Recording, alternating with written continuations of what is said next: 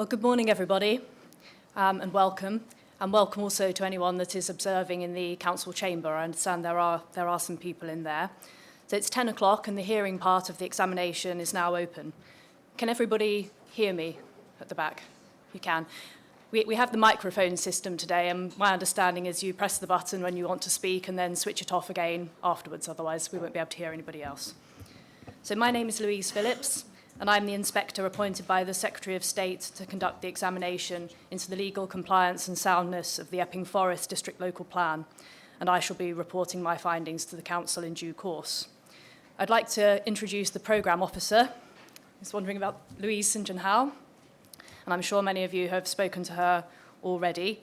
Louise is an independent officer of the examination, independent from the council and other parties, who's responsible for the administration of the examination to assist me. And outside of the hearing session, I think everybody understands Louise is the first point of contact for any communication you need with me. So the hearing sessions taking place this week and in coming weeks all form part of the examination process, and I'll explain a little more about how they'll run later on. But first, just a few housekeeping matters to run through. So first of all, could anyone with a mobile phone please ensure it's switched off or turned to silent? And then if I could just ask the council to tell us about where the toilets are and also what we should do in the event of a fire alarm.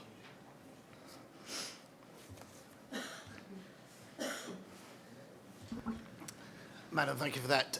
Toilets are predominantly along the stairs on the way in. That keeps us separate from your area. So if you go back along the corridor, back to the stairs that you came up, there are toilets on there. Emergency exits, should there be a fire alarm and there is no plans to test fire alarm, again, back out through there, or in case of emergency, through this door here, down to the end of the corridor and turn left down the stairs. Thank you. The Council's asked me just to remind everybody that this meeting is being broadcast live to the internet and will be capable of subsequent repeated viewing, with copies of the recording being made available for anybody that requests it.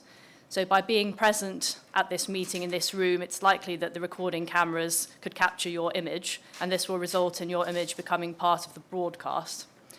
So you should be aware that this may infringe your human and data protection rights. If you have any concerns, then please speak to the webcasting officer, this gentleman to my left.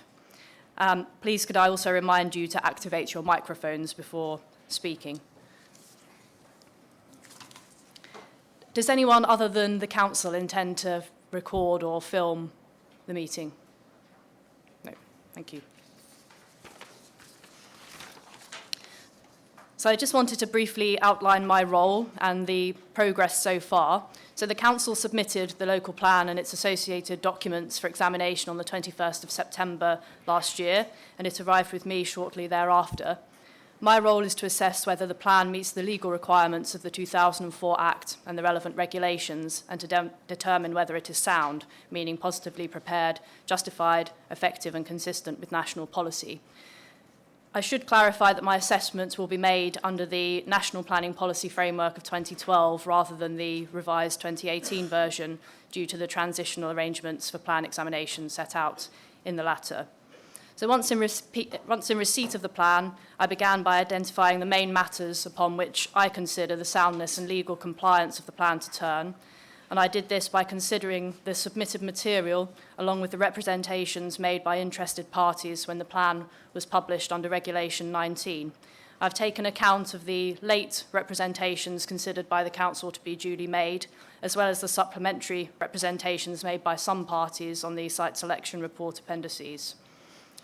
So my consideration of this material resulted in my matters, issues and questions, the MIQs documents that you will all have seen, and I've now received statements from the Council and many interested parties, and as a result I have produced agendas for the hearing sessions today which focus on the issues about which I still need more information and explanation. So consequently, whilst my MIQs will continue to form the basis of the examination, the hearing session should move on from these. And turning to the hearing specifically, these provide an opportunity with those with a right to be heard to exercise that right, and critically, they also allow me to ask questions so that I can gather the information that I need. Sometimes the questions that I ask will reflect arguments made by others, and you shouldn't take anything that I say as demonstrating a particular predisposition, although I might occasionally express one if I think it could be helpful. So the hearings are being conducted in stages, and whilst I'll try to keep it to a minimum, it's inevitable that there will be some overlap. I also wanted to reassure everyone that I won't be making any final decisions about any site or anything else until I've heard all the evidence in all the sessions, because I know that some concern had been raised about my deferring the HRA session into May, but I won't be making any final decisions until I've heard all of that evidence, so I'm not particularly concerned that it might be heard out of order. In light of the number of participants here today in this session and also in some others, there simply won't be time for everybody to speak at length about the subject matter in their representations and statements. If you want to contribute to the discussion, if you could indicate this by turning your nameplate on its end, and it'd be helpful if everyone makes sure they're facing me. I think that they are. I'd ask you to address my questions as directly and succinctly as possible and not to repeat points that have already been made by somebody else. But it would help me when reporting if you could draw me to particular parts of your statements or the evidence if it's critical to the case that you're making. So changes to the plan.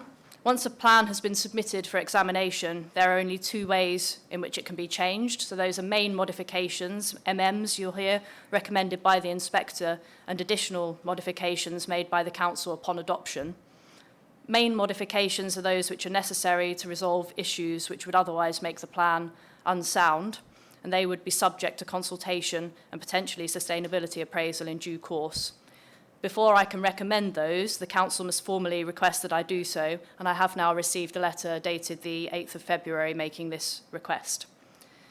The council has already proposed some main modifications to the plan through its statements, and these will be discussed at the appropriate time during the hearings. The council should maintain a schedule of these and add any others which might arise as a result of the hearings. It's open to the council to make minor alterations to the plan, known as additional modifications, or AMs, which do not materially affect its policies or concern soundness. And the council is accountable for any changes of that nature, and they don't fall within the scope of my examination. It can be helpful to publish these alongside the consultation on the main modifications if the council wishes to, so you might like to keep a schedule of any that arise as well. The examination remains open until my report is submitted to the council, but no further representations or evidence will be accepted after the final hearing sessions unless I specifically request it. That's the end of my opening, really. Does anyone have any specific questions before I first of all ask the participants to introduce themselves, and then we'll turn to the agenda and invite the council to make an opening statement? No? I can't see anything around the room. Okay, then I'll ask the council first of all to introduce themselves, please. Good morning, Madam. My name is Mark Beard. I'm a barrister. I'm instructed by the Solicitor to the Council on behalf of the Local Planning Authority.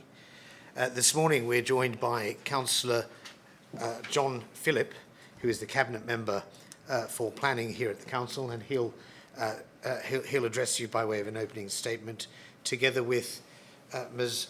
Alison Blom-Cooper, who is the Interim Assistant Director of Planning Policy, who is leading the team here at the Council. Those are the participants today. There'll be others in due course.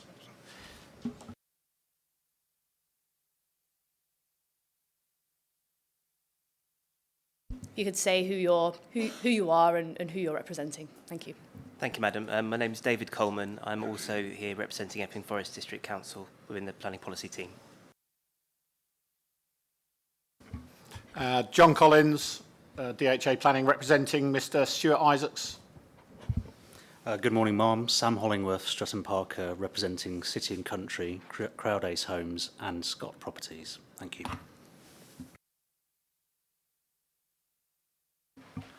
Roland Bolton of the Strategic Planning Research Unit of DLP Planning, representing Peer Group. Thank you. Ray Ricks, representing Meridian Hill in relation to Chickwell. John Braids, Epping Sports Club, representing bowls, cricket and tennis clubs. Mary Dowd, representing Ongar Neighbourhood Plan Community Group, which is working with Ongar Town Council for the neighbourhood plan.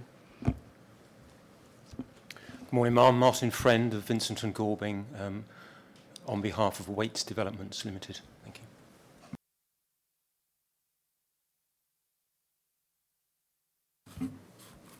you. Roy Pinnock, representing Telelands Improvement.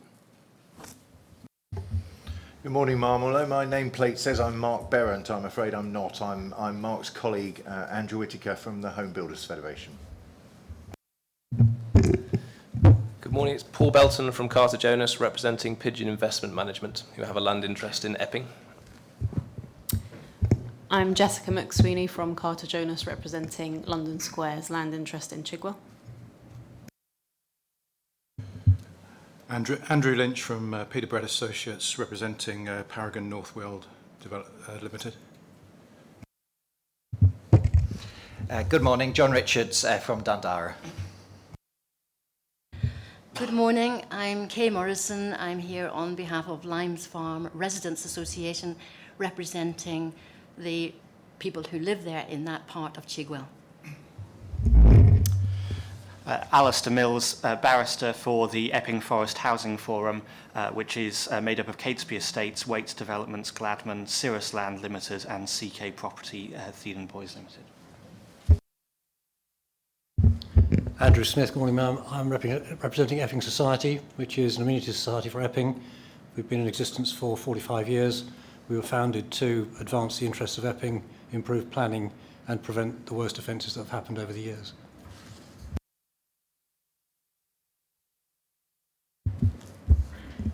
Good morning, madam. I'm David Alteras, council, acting on behalf of Loughton Town Council, instructed by the town clerk.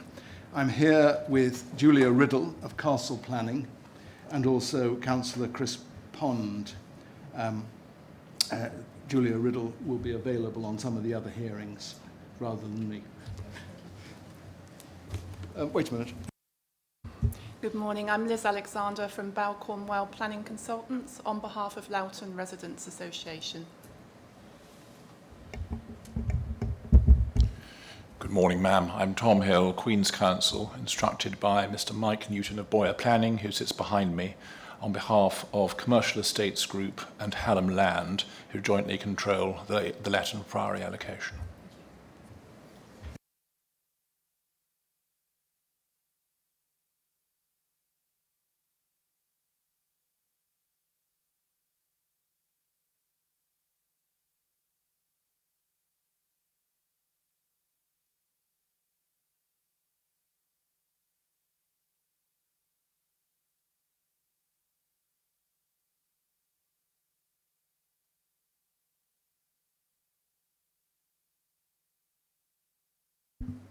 Well, thank you very much, everybody. As I said, I'll just ask the council first of all to make a brief opening statement. Thank you very much.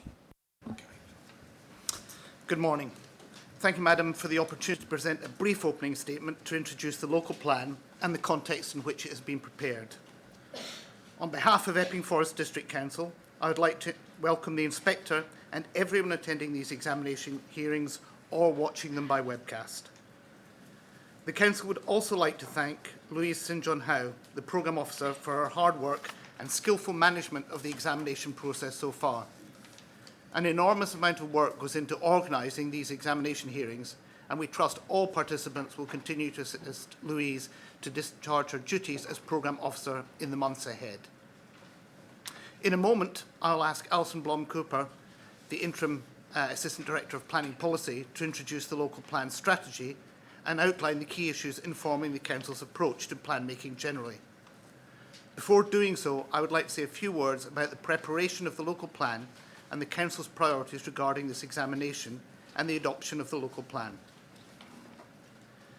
The Epping Forest District Local Plan 2011 to 2033 submission version is the product of a preparation process that first began in 2010, when we began a process of community visioning and gathering evidence to inform the preparation of what was then to be a new core strategy DPD, setting out the strategy for delivering the new development to meet the requirements for the district identified in the then East of England plan. To observe that much has changed since the Council embarked on this plan-making journey would be an understatement. Since 2010 in England, we've witnessed the most comprehensive range of reforms to the planning system since the modernisation of the planning regime in 1990. That being said, we appreciate that the challenging plan-making circumstances are not unique to Epping Forest District, and all local planning authorities have been forced to grapple with implementing radical regulatory and policy reforms with fewer and fewer resources available. The pace of change has been relentless. On multiple occasions, it's been necessary for the Council to re-examine its approach to plan making, to revisit, update and supplement the evidence base informing the preparation of the local plan, and to make appropriate changes to the emerging local plan to ensure its consistency with the ever-changing priorities of national planning policy and practice and guidance. Keeping up with judicial pronouncements on the proper interpretation and application of national planning policy has contributed to that challenge. The preparation of the local plan has included extensive consultation and engagement over the last 9 years. The Council would like to thank everyone who has contributed to the preparation of the local plan, including those who responded to the various stages of consultation and engaged with the Council over the years. Many present and past councillors were involved in local plan workshops to inform the preparation of the local plan. Those valuable contributions have assisted the Council to improve the plan significantly, as Alison will explain. In preparing the plan, the Council has made difficult decisions and choices that have not been supported by everybody. Inevitably, the process of plan making is never without controversy, and those who do not agree with the Council's plan making choices must be given a fair and proper opportunity to make representations as they see fit about the legal compliance and soundness of our plan. That's precisely why we're here. The process of independent examination guarantees anyone aggrieved by the proposals in the local plan the opportunity to make written representations and, if desired, a right to be heard by inspector, who must take account of all duly made representations before completing the examination and making her recommendations concerning the adoption of the plan.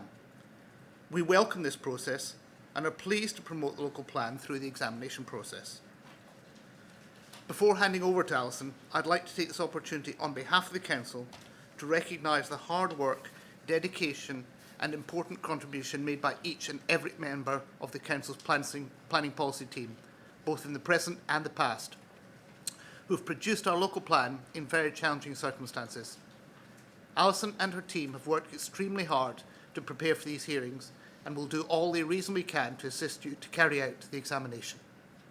Alison. Thank you. As Councillor Phillip has mentioned, over several years the Council has engaged proactively and constructively with a wide range of stakeholders, partners and statutory consultees to prepare a local plan which we believe will meet the district's need for homes, jobs, services and infrastructure in a manner that will secure the achievement of sustainable development in the district over the plan period. To maximise the effectiveness of policies on strategic matters, we have positively, extensively and persistently cooperated and collaborated with our neighbouring authorities and prescribed bodies.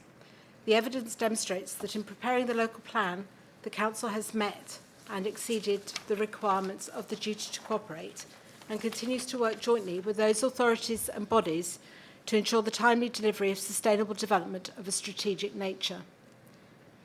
The effectiveness of the cross-boundary relationships which the Council has established and fostered to date, involving both members and officers, is demonstrated by the outcomes achieved, the detail of which is recorded in the many statements of common ground and memorandum of understanding that have been concluded between the Council and its strategic partners. The engagement and joint working that continues will result in the delivery of thousands of homes and employment opportunities across several local authority areas within the plan period and beyond 2033. The Council's vision for the district has been formulated and refined in collaboration with our partners and all those interested in planning for the future development of the district. The local plan strategy takes proper account of the extensive engagement with both residents, local business and other stakeholders over several years and makes provision to deliver the development required to meet the full objectively assessed need for housing and employment in the district, together with the necessary infrastructure.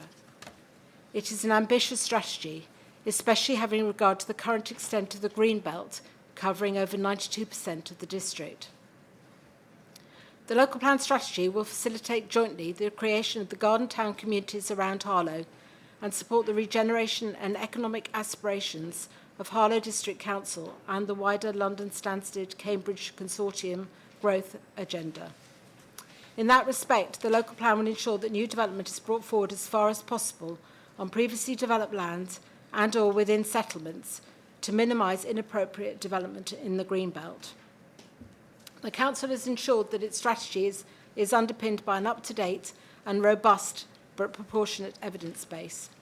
Through the process of evidence gathering, appraisal and consultation, we have identified the challenges that the plan should address and have sought to meet them through the delivery of development in the most suitable and sustainable locations. This has been a considerable challenge, leading to ongoing complex discussions to resolve issues, but one which the Council has and is embracing. The statutory examination process in national planning policy recognises that plan making is largely about making informed judgments involving matters of complexity upon which a diverse range of views may be considered reasonable, without any one view being universally accepted as correct.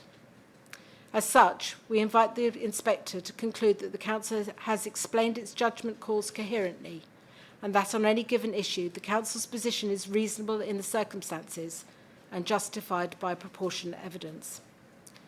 The Council has not made the judgments informing the preparation of the local plan lightly. It has commissioned independent consultants to undertake technical studies to examine and make recommendations on these key matters, including the economic strategy, employment land, objective assessment of housing need, Greenbelt review, site assessments, spatial distribution of development, sustainability appraisal, habitats regulation assessment, and the highways and traffic implications. As many will know, the submission of the local plan was delayed by the judicial review claim challenging the lawfulness of the Council's decision on 14th December 2017 to approve the local plan submission version for publication and submission to the Secretary of State for independent examination. The judicial review claim resulted in a 6-month delay to the submission of the local plan due to the High Court injunction prohibiting submission, the effect of which continued until 20th September 2018, when the Court of Appeal refused the claimant permission to appeal.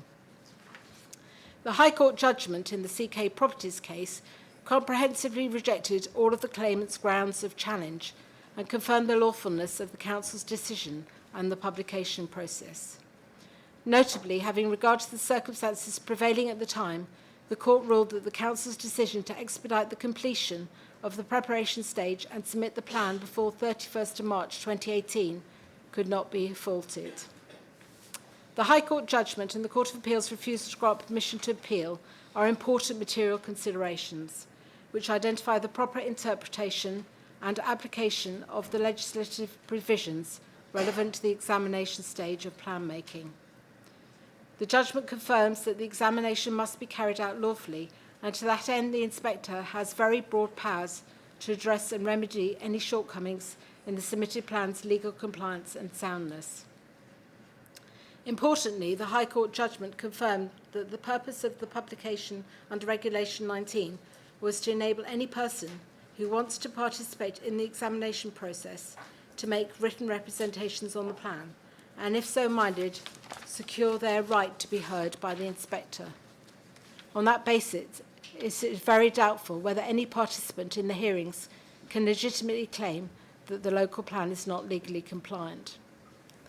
The Council accepts that the local plan submission version should be amended to a limited extent before it can be adopted. Accordingly, as the Inspector has already confirmed, the Council has written to the Inspector to request formally that she recommend such modifications of the submission version which she considers necessary to enable the Council to adopt the plan in due course. Accordingly, it is important to make clear from the outset that the Council is committed to adopting this local plan at the earliest possible stage in order to maintain a plan-led and coordinated approach to growth and infrastructure provision. No one participating in these examination hearings should forget that the purpose of these hearings is to assist the Inspector to recommend the adoption of this local plan. With that in mind, the Council remains committed to working constructively with the Inspector and other participants to identify whether and to what extent modifications of the submitted plan are necessary to enable its adoption without delay. The Council urges all participants to do the same. Delaying the adoption of a sound and legally compliant local plan undermines the plan-led approach and the achievement of sustainable development in Epping Forest District. On behalf of the Council, I commend this plan to you, offer you our support in carrying out this examination, and respectfully request your assistance in our shared ambition to adopt a sound and legally compliant local plan at the earliest possible stage. Thank you.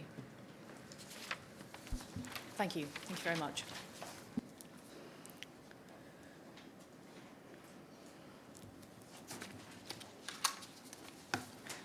Okay, well, that provided a useful introduction. Thank you, particularly to our first session, which covers this morning's session and this afternoon's session, which is all about the legal compliance. So matter one, legal compliance. Now, I've sent out an agenda, as I say, to try to guide the areas that I particularly want to discuss. So what I intend to do is to follow through with those issues and try as far as possible to ask my specific questions that I have, and then pause before moving on to another issue in case there's anything fundamental that you'd like to say that hasn't been covered.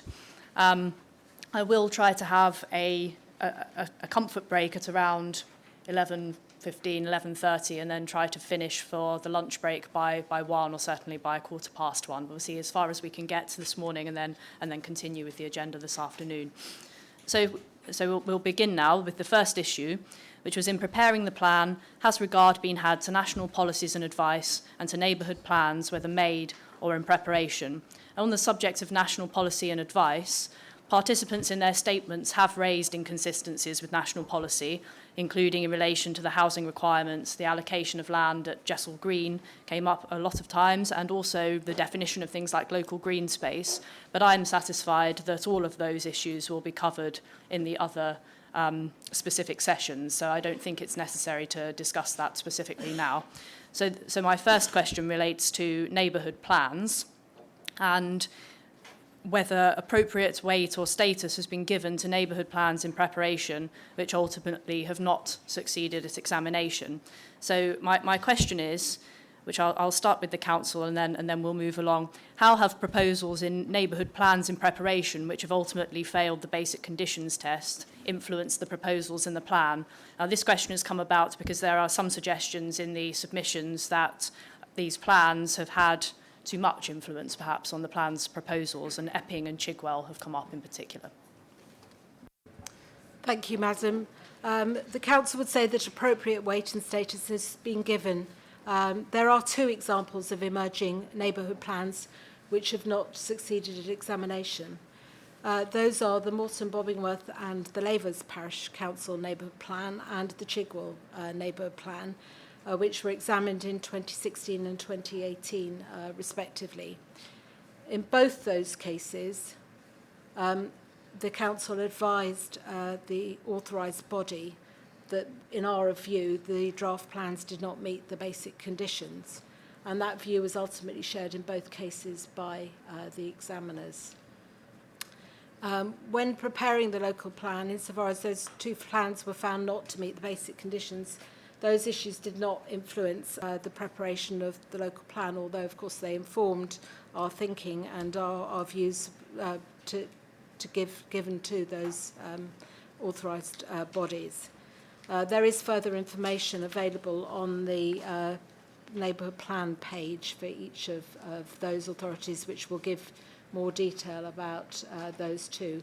I'd just add that the Moulton Bobbingworth and the Lavers Parish neighbourhood plan is currently out to Regulation 16 consultation. They have resubmitted their plan to the Council, and an inspector has been appointed to undertake the examination of that plan in due course. Are you able just to say a little bit more generally about how the perhaps engagement with neighbourhood planning bodies has differed, if it has, from how you've engaged with other parties? We've engaged with all the parish councils, and many of the parish councils have attended the workshops that Councillor Phillip mentioned earlier and have been involved in the plan-making process.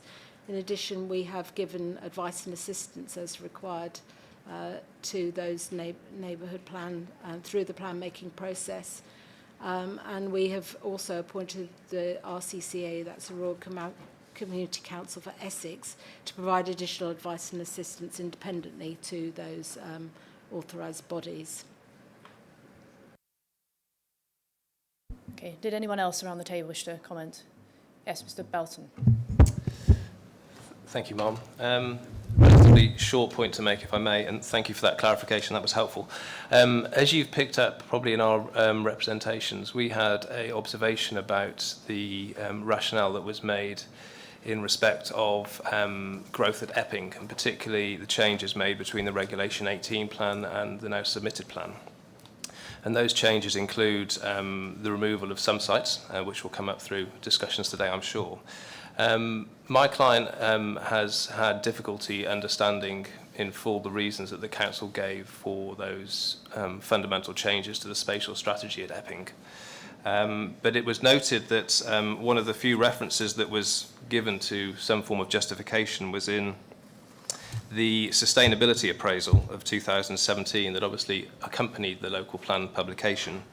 And I'm focusing particularly on paragraph 2.137, which is the paragraph which provides a very short, concise summary of some of the key changes that were made in the spatial strategy. And in respect of Epping, the only real justification given for the change in the direction of growth was because locating a greater amount of growth to another part of Epping to the south was said to better align with the emerging neighbourhood plan.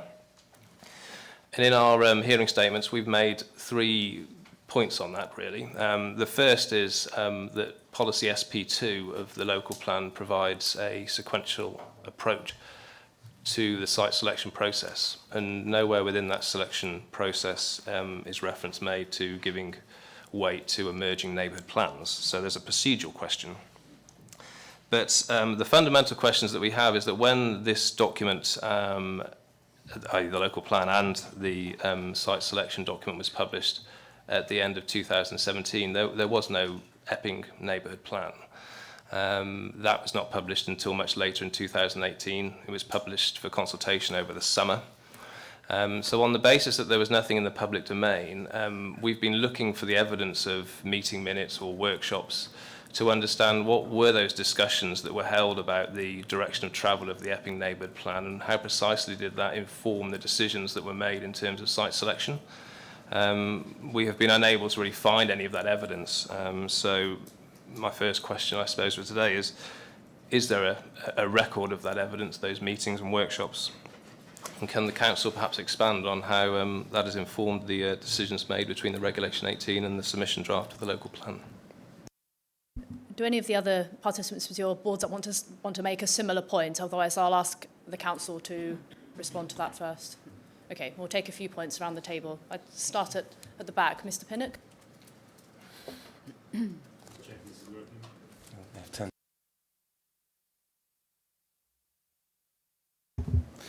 Thank you. The point really on neighbourhood plans is possibly a similar one, but it's there's a slight paradox here in when you look at what's in the most recent iteration of the SA report, without delving into issues which we dealt with later on.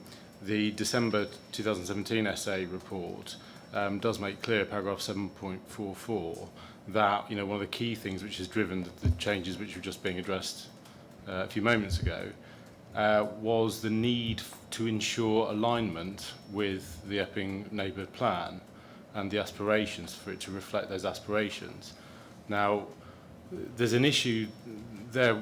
We have said in our hearing statements and previously in Reg 19 submissions that there's a real risk here that you end up with a paradoxical situation, which we would say is illegitimate, where the higher order plan is following aspirations which are not tested by an evidence base which is subjected to this level of EIP, and therefore you end up with a back-to-front alternatives approach. Now, we're going to come on to this in the SEA element, but on the face of the evidence base, what's said at 7.44 and in a couple of other places in the SA work is not consistent with what's been said earlier on. This is not an evidence-led process, it's been aspirational.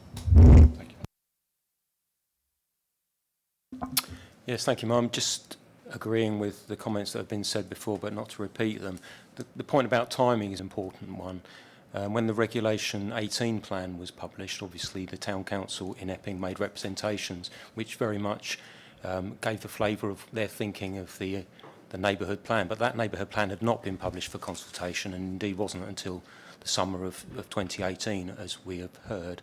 So there is, in our view, very much a case of the tail of the neighbourhood plan wagging the dog of the local plan and making strategic decisions in respect of development at Epping specifically, which are not actually in accordance with the evidence base of the local plan which is being examined here today. So, and I think this whole issue will come back on a number of occasions as we go through the examination.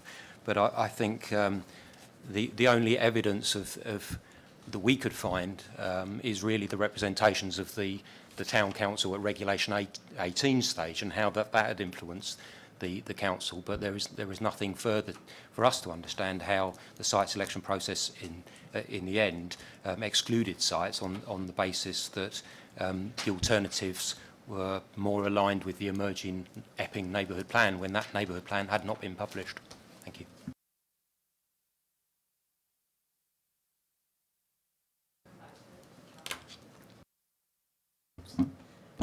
Thank you. This is really to do with Ongar. Is that relevant now? Neighbourhood plan, or were you still wanting to do Epping? Okay, sorry. Yes, thank you, ma'am. The Epping Society is probably the least professionally qualified party around the table, so forgive us if we stumble over technical points during these hearings at any point. The point I want to make is 2 points, really, 2 or 3 points. Ms Blom-Cooper referred to consultations with parish councils. It's our understanding that neighbourhood plans are community plans and are not specifically led by a parish council, although we welcome the fact that Epping Town Council has provided infrastructure to support the project. We simply note that there is a very considerable overlap between individuals who are parish councillors and Epping Forest District Council councillors. We also note that there is a planning consultant working on the neighbourhood plan who we believe is funded by Epping Town Council. And these factors may bear upon the question you're seeking to resolve, which is how the neighbourhood plan and the local plan have interacted without there being any apparent record of it. Okay, so if I could come back to the council to address all of those points, but perhaps if you could first just explain to me what the status of the Epping neighbourhood plan is. It wasn't one of the ones that you'd mentioned had failed the basic conditions test. Yes, the Epping neighbourhood plan has been out to consultation, but it hasn't yet been submitted to the council, and so it hasn't gone through the formal Regulation 16 process or been promoted for examination. So it's an earlier stage in the process. Okay, so could I ask you to address the main points I think that have been made is whether or not without people having the opportunity perhaps to see the proposals in that plan and to comment on them, has it influenced changes that the council made to its own plan? It's being suggested that the tail's wagging the dog and it's more you're looking to the neighbourhood plan rather perhaps than to your own evidence base. I would say that the emerging views of the Epping neighbourhood plan have been one of the factors. We had a number of consultations over the years, and we've taken account of all the consultation responses, and also done further site selection work, which has informed the choice, including a reassessment in terms of the landscape value of the various sites that are being promoted around Epping. I'm sure we'll come back to talk about this on another occasion in more detail. Perhaps you could just address the point a little more specifically about the paragraphs that have been made in the raised in the SA report, which might suggest that the reason for changing the proposals between the Regulation 18 and 19 version of the plan was to seek alignment with the neighbourhood plan. As I said, there were a whole range of factors. We were conscious of the impact on the Epping Forest, on the transport and highway impacts. So there were a whole range of factors that came into the mix. maybe that doesn't set out in sufficient detail all of it, but there were a whole range of factors that led to us reducing the quantum of development at Epping overall and changing the preferred sites between the two stages. So it isn't the council's position that there was a meeting, if you like, and you decided that it was contrary to the emerging proposals in the plan and that you should look the other way? Okay. Absolutely not. If I may just very briefly, the matters that have been raised by other participants, it seems to us, are not issues that go to legal compliance at all. They're issues that go to the judgments that have made and the evidence that's been taken into account by the council in bringing forward this submission draft or the submission version of the plan. The legal compliance issues are very narrow, and just for the record, none of the issues that have been raised by other participants have indicated the statutory provisions that are said to have been breached, and that is very telling in our submission. These issues undoubtedly are relevant and important, but they don't go to the question of legal compliance. Mrs. Dadd. Thank you. In relation to Ongar Neighbourhood Plan, that obviously has started later in 2017, but we have worked very hard very quickly, and we wanted the opportunity of discussing various things with EFDC. There was a letter from Councillor Phillip on the 13th of October saying that they would restrict the services to those provided by RCCE, which of course do not fulfil all the same questions that we wanted to ask about master planning, about various other issues with Greenbelt site inaccuracies, and some of the proposals that have come through to us through the community that we could have had an input into the submission plan. And we have not had a voice at all to even hear them. They will not listen. So our point really is that it has not complied with discussing emerging neighbourhood plan proposals. Thank you.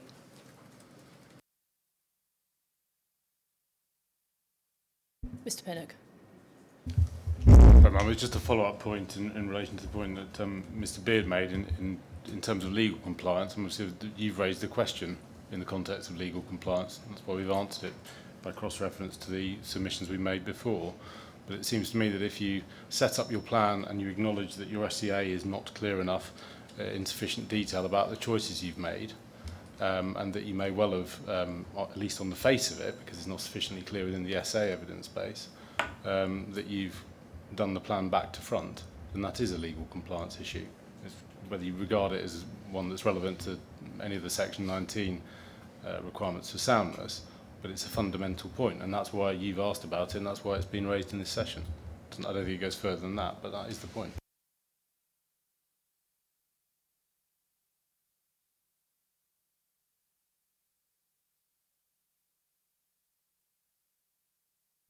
Mr.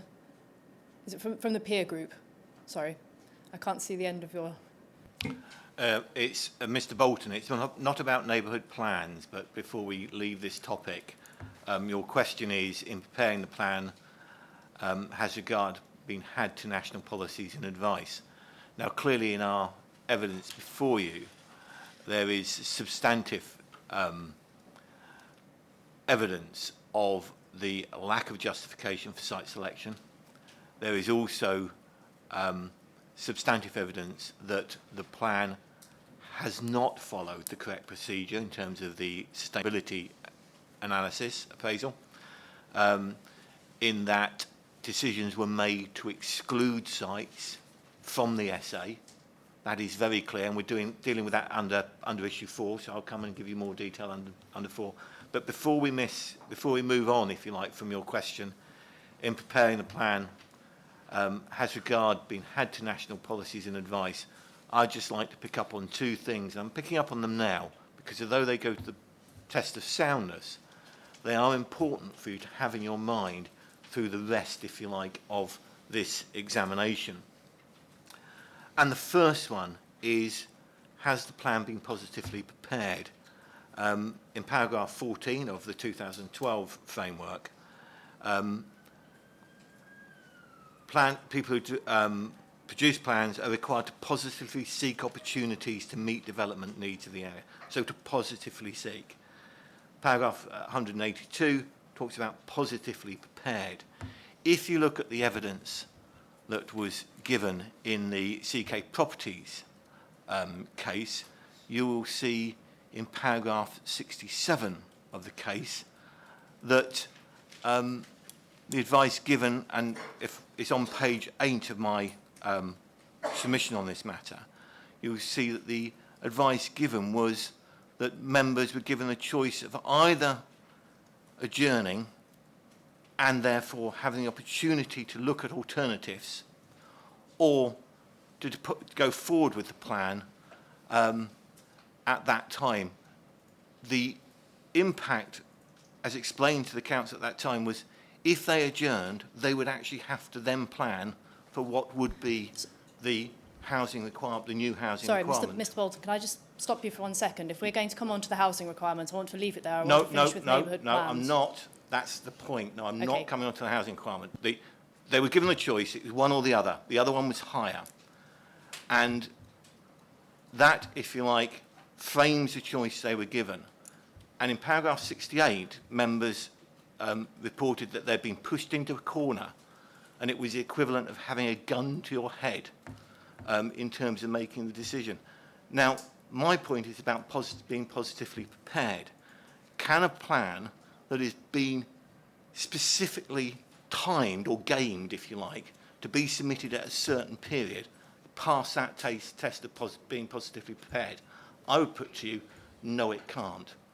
It is a pure example of trying to game the system in order to plan for a lesser number of houses. It's explicit in the advice that was given.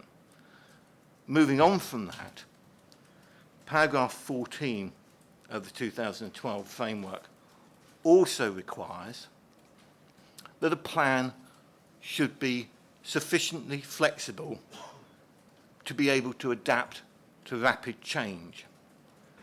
Again, we know that rapid change is round the corner. Well, it's not even round the corner, it's here now. The advice, if you were submitting the plan now, a few months later, you would have a different target to head for. So the question that needs to be in your mind when you look through the rest of this plan examination is this plan sufficiently flexible in order to accommodate what we know is coming over the hill? Well, not coming over the hill, it's here. You know, the advice is here, the numbers are here. We know what the numbers are going to be. Is this plan sufficiently flexible? And that includes decisions not only about what you may want to release for development now, but do decisions need to be made in this plan in order to facilitate what will clearly be the need for a new plan within a couple of years, because the evidence base hasn't changed. The evidence base is there. You know, all we're doing is ignoring it because we're gaming the system by going for the earlier submission. I fully accept that, you know, they're allowed to do that, but your test goes beyond, if you like, the legal test in terms of whether or not they've done things at a particular time. It is about whether the plan's sound. And I think it's important to make that point now, those 2 points now, to inform, if you like, how you look on what else comes through. I have got points about the SA and the duty to cooperate, but I'll hold those till later on. Thank you for that. Come to Mr. Ricks. I do want to specifically stick now to the point about anything that else needs to be raised about neighbourhood plans. Otherwise, I will stop you now. We move on. So I'll ask Mr. Ricks, and then I'd like the council to respond to the point made by Mrs. Dad, and then we'll move on probably to the next question. Thank you, Madam. Yes, I just have a short point on neighbourhood plans, picking up the theme by colleagues around the table in relation to Epping. Similar situation applies to Chigwell as well, and I appreciate that matters of spatial distribution, housing numbers are for a later matter. But if I could, Madam, just at this stage flag up that in the Sustainable Appraisal of 2017, you'll see reference at paragraph 7.46 to the that local planners sought to reflect emerging work of the neighbourhood plan in Chigwell. But my concern isn't so much, well, it is a concern that the neighbourhood plan was rejected by the inspector, but equally it's whether or not the parish influence a constrained growth in Chigwell and failing to recognise the sustainable credentials that Chigwell offers. So I just flag that up now for later discussion and subsequent matter, further inquiry. Perhaps on that point, the SA keeps being referred to, and we keep being given the references that show how the neighbourhood plan influenced the changes that were made to the plan. Does the SA also adequately reference the other factors that you refer to? We can certainly provide you with more details on that, if you'd like us to. And perhaps we can pick it up this afternoon when we're talking. I think it's likely to come up in my other questions about how the changes were made between the Regulation 18 and 19 plan. So if you just have in your mind the comments that are being made now about the SA, would you just come back on the more general points made by Ms. Dadd about how the engagement that's occurred with the Ongar neighbourhood plan? There's been considerable engagement over a period of time with Ongar Neighbourhood Plan, and indeed the Parish Council themselves have been involved and engaged in all the numerous workshops that we've held over a long period of time in preparing the plan over a number of different topics.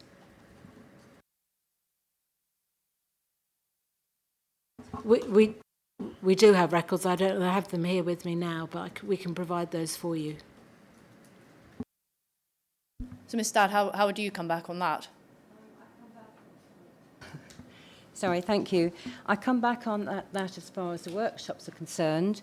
The Parish Council came to one workshop, which was on sports provision. They were not in attendance at the other workshops, and there has been very good liaison with one of the town planners more recently, but it took until August last year before we had any proper engagement at all, and have letters from the LDF saying that they have refused, they cannot, I've got quotes here, but they cannot, it would not be appropriate for them to discuss any of our questions at this stage, and it has to all go through you.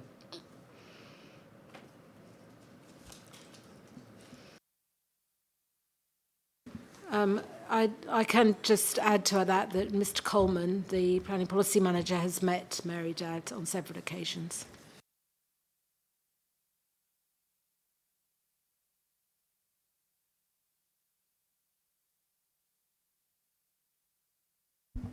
Well, thank you for that. I'm going to move on now from neighbourhood plans onto the this question, which is related to neighbourhood planning in some ways, about the potential modifications that have been suggested by the council to clarify which are the strategic policies. The council has identified those, as I've set out on the agenda, with the SP prefix in chapter 2, HE and T in chapter 3, the places policies in chapter 5, and D1 to D5 on infrastructure in chapter 6. Does anyone have any comments or concerns about the identification of any of these policies as strategic policies? Or disagree in any way?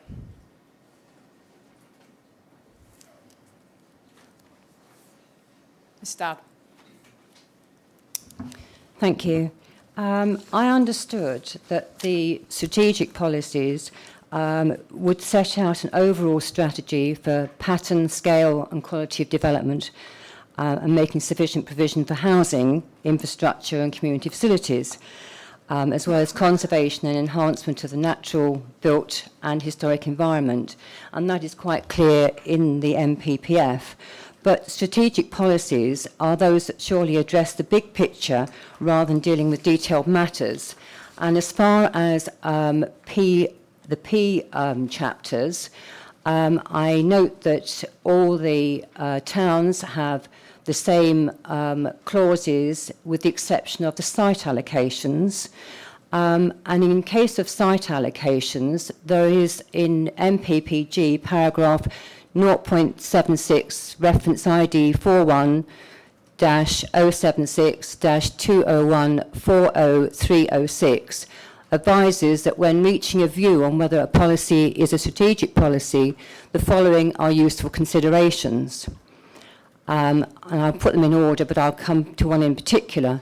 Whether the policy sets out an overarching direction or objective, whether the policy seeks to shape the broad characteristics of development, the scale at which the policy is intended to operate, whether the policy sets a framework for decisions on how competing priorities should be balanced, whether the policy sets a standard or other requirement that is essential to achieving the wider vision and aspirations of the local plan, and importantly also for ONGA, in the case of site allocations, whether bringing the site forward is central to achieving the vision and aspirations of the local plan, and whether the local plan identifies the policy as being strategic. It's interesting that the strategic plans were only identified after your question. And we have great difficulty in understanding why the particular site allocations in ONGA seem to be strategic.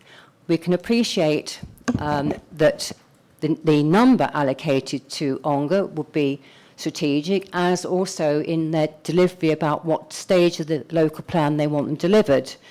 But between the draft plan and the submission plan, one of the sites was from the north was actually removed, and several other sites was put in to the south of ONGA.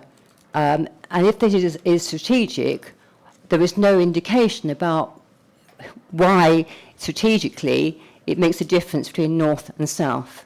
Okay, thank you. That's a useful question to ask the council. Why, in principle, not just in ONGA, particular allocations rather than just the number of dwellings in any given place is necessary to be a strategic policy? The council would say that these are strategic because they meet the overall housing need for the district and or contribute towards meeting the overall housing need, which of course is a national priority. And we were at the stage when we were developing them, neighbourhood plans weren't around, so we needed to make sure that we met our overall need. We think that gives good guidance to the neighbourhood plan groups bringing forward their plans.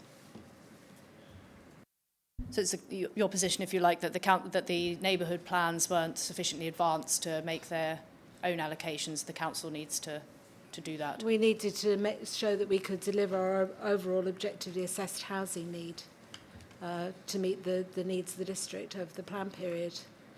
Anything that the neighbourhood plan wanted to do would be over and above that.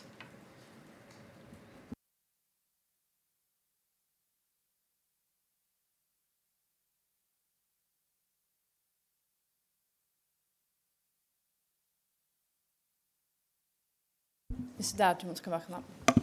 Can I come back on that? And that quite a few districts in the country, for example, East Hampshire, have in their strategic policies that they have things like master planning areas, but then the rest of the allocation, they allocate it to certain towns or settlements, but the rest of it to be brought forward by neighbourhood plan and parish councils. Epping Forest are fully aware that there are about 9 different towns and parishes that are going ahead with neighbourhood planning. And the Localism Act and the Neighbourhood Plan Act gives us the lawful right to actually put forward residential and employment sites, etc. But this actually, this plan is so restrictive that what Alison Blom Cooper is now saying, anything else that we think would be a good idea must come on top of what's been allocated. And I don't really think that that is in the spirit of the Localism Act at all. Thank you, Mum. Yeah, I think a point just to really add to the council's comment is that a lot of these allocations are obviously greenbelt releases. Now, from our perspective, the way that greenbelt releases have to be considered is on a strategic basis, and of course the council has gone through a very lengthy two-stage greenbelt review, and therefore the evidence base as to which sites should be released from the greenbelt should be the basis on which decisions are made in the allocation part of the plan. And therefore I do actually agree with the council from a slightly different perspective that a lot of the allocations that have been made in the plan, which are greenbelt releases, should be considered strategic, because there is a strategic evidence base which has, perhaps not in the best of ways, and we don't necessarily agree with the outcome, but the evidence base was the way in which those allocations were actually identified. So I promise I'll shut up on this neighbourhood plans point soon, but just a point of clarification, if you think it's appropriate, that what was just said from the council's perspective is that the NDPs weren't in place at the time, so therefore, you know, you row your own boat and allocate and make allocations in the plan. But that seemed to me to conflict with what was said earlier, which is that although it's not in the evidence base, it was only one factor, but the NDP alignment, the importance of ensuring alignment with the emerging NDPs that the evidence base tells us has happened, and that is the reason for changes being made to the spatial strategy. On the one hand, it said that that has happened, although there's no evidence, only to a limited degree. But on the other hand, it said, well, we couldn't have done that because we didn't know what the NDPs were at the time. They didn't exist. I know we're dealing with different parts of the plan process, but it just illustrates the point. So just a point of clarification, how can you have both? Okay, before we move on, could I just ask the council again to address the point directly of how it made its decision, if you like, to allocate sites for itself in the local plan rather than defer to neighbourhood plans? We went through a very exhaustive site selection process in 2016, which looked at over 800 sites which had been put forward through the Strategic Land Availability Assessment, the call for sites. And all of those were assessed, and that is set out in great detail in our Site Selection Report 2016. And then in the light of representations and other information and evidence that came to light following the draft local plan consultation, we then reassessed a large number of those sites and re-looked at everything before coming to our final choice of site selection, which went into the submission version of the local plan. Just reiterate the point that Mr. Friend made, that obviously Greenbelt release was at the time, obviously the 2018 NPBF changed that, and the regulations have changed since. But at the time, Greenbelt release was a very important factor, and that is why we consider the site allocations to be of a strategic nature. Many of them involve Greenbelt release. And could only be done through the local plan process at that time.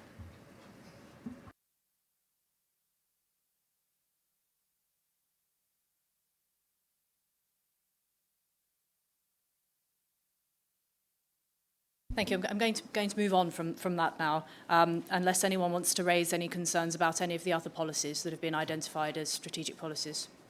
No. Thank you.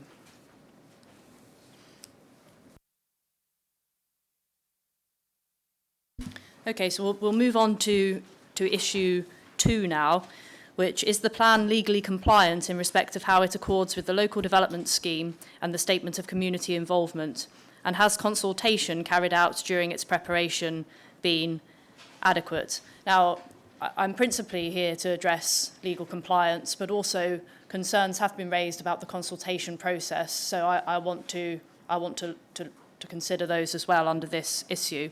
Again, I'm sure that there will be some overlap here, but I've sort of tried to set it out on the agenda so that first of all we discuss some procedural matters and then the CK Properties judgments. We don't want it to come up time and again. Firstly, on the LDS, I have no further questions concerning the LDS, unless anyone wanted to raise anything specific about that. So we'll move on from that. So I'll turn now to the statement of community involvement and the adequacy of the consultation process.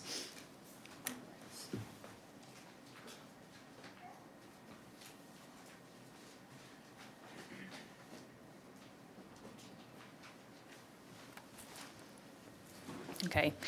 Now, the first area I want to discuss is whether there has been procedural compliance with the SCI at the Regulation 19 publication stage. And the questions I have about this concern the timing of publication, the cost of printed copies, those sorts of things that have been raised by some participants. And we'll come on to the consultation in relation to sites specifically next. So my first question is, could I just ask the Council to summarise briefly the reasons why it was necessary to run the publication period over Christmas, and was consideration given to extending the 6-week period? Thank you, Madam. As we've set out in our hearing statement, the Council considered the timing of publication very carefully, and the agreed timescale was set out in the report to Cabinet, which updated the local development scheme on the 12th of October 2017. And it was also set out in the report to the Council on the 14th of December 2017. The Council were very aware of the overlap with the Christmas holiday period and concerned about that. And so we wrote to all respondents on the consultee database. At that time, it was some 10,000 respondents who'd registered to be kept informed about the local plan. We wrote to them on the 6th of December 2017 when the papers were published for the Council meeting to notify them and alert them to the fact that if Council approved the plan for publication, that would be the publication period. The exact publicity arrangements are set out in the Council's consultation statement. If you'd like me to go on to talk about, we press released it to local media, town and parish councils, etc. No, thank you. I've read your statement. I think it would be just useful if you could just give me the key reasons about why perhaps it was absolutely necessary to do it then and you couldn't wait until a later time. Well, obviously the Council was concerned in the light of the current policy at the time to have plans submitted by the 31st of March. Obviously that was in our minds, and we were concerned to try and obviously to meet that timetable in order to deliver homes under the 2012 PPF. So, I mean, that was one of the factors that was in our mind, but also, you know, as we all know, the Regulation 19 is a publication. It's an opportunity to make representations. It's not a consultation exercise per se. And we had gone through an extensive consultation process at the Regulation 18 stage, which was considerable. And there had been some changes, but not so many changes that we didn't feel that it was as possible to move on. And again, on the specific point of, I think it says somewhere that you could give consideration to extending the period for consultation when it's over these more difficult periods. Did the Council give consideration to that? And if it did, then why was it chosen to stick with the 6-week period? The Council did give very considerable consideration to that, both at the committee Cabinet meeting on the 12th of October, when they agreed what the timetable was going to be, and again on the 14th of December. And as I say, because we were concerned that it was a tight period and it was over the Christmas holidays, we wrote to everybody and tried to give people as much warning that it was coming. And in fact, people will have had the papers available at that time and could have started to look at the information and make their representations. I appreciate that, but I guess my key question is just why could it not be extended? Well, that was the Council decision not to extend it. They considered it carefully. A lot of the points that are being made now were considered at the time, and the Council took a view not to do so on this occasion. Okay. Can I just ask then if there's any specific evidence that the timing caused disadvantage? One of the points that has been raised is that there weren't staff available to assist with queries, for example. Well, obviously the Council was closed over the Christmas period, but we took extensive steps to try and make sure that there was access to copies. All the information was on the website. We gave copies, hard copies, to all the parish councils. Hard copies were available in the libraries, and also because we were aware the libraries, some of them were closed, they were also available in the leisure centres so that people could access the documentation over the period.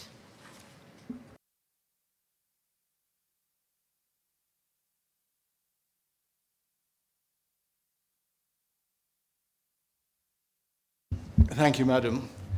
We submit that the representation stage should have been rescheduled to avoid the Christmas period and thus to allow Appendix B to be made available at the beginning of the representation period. And I just add this on instructions. The council offices were apparently closed for 10 days.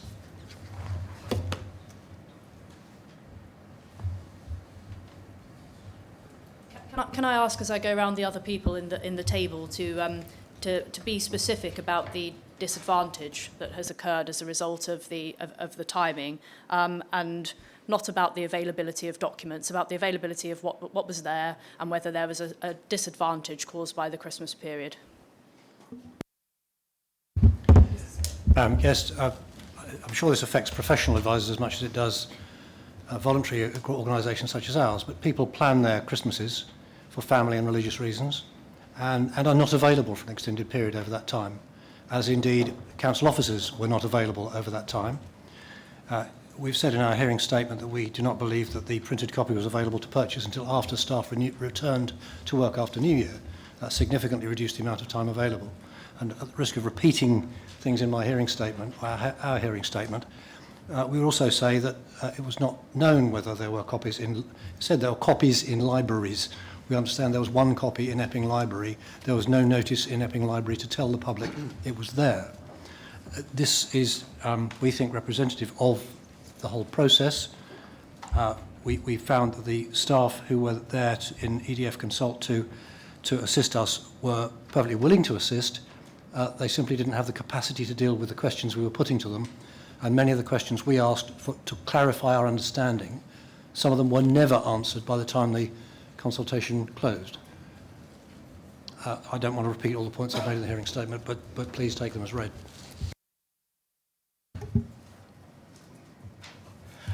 I understand the specific point you're looking at presently, but this is a very short point just in response to what the council said.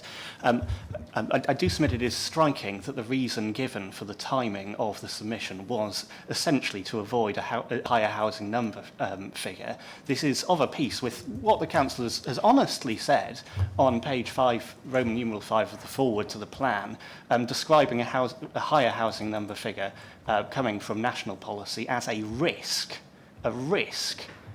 And I submit that sets the context for what the council says in terms of soundness, in terms of housing figures, and also seemingly in terms of procedure here, Matt. Thank you very much. My comments show a degree of overlap, which is something I know that you would really like to avoid, but I think it's inevitable. Communication between residents on Limes Farm and the council has been at best minimal.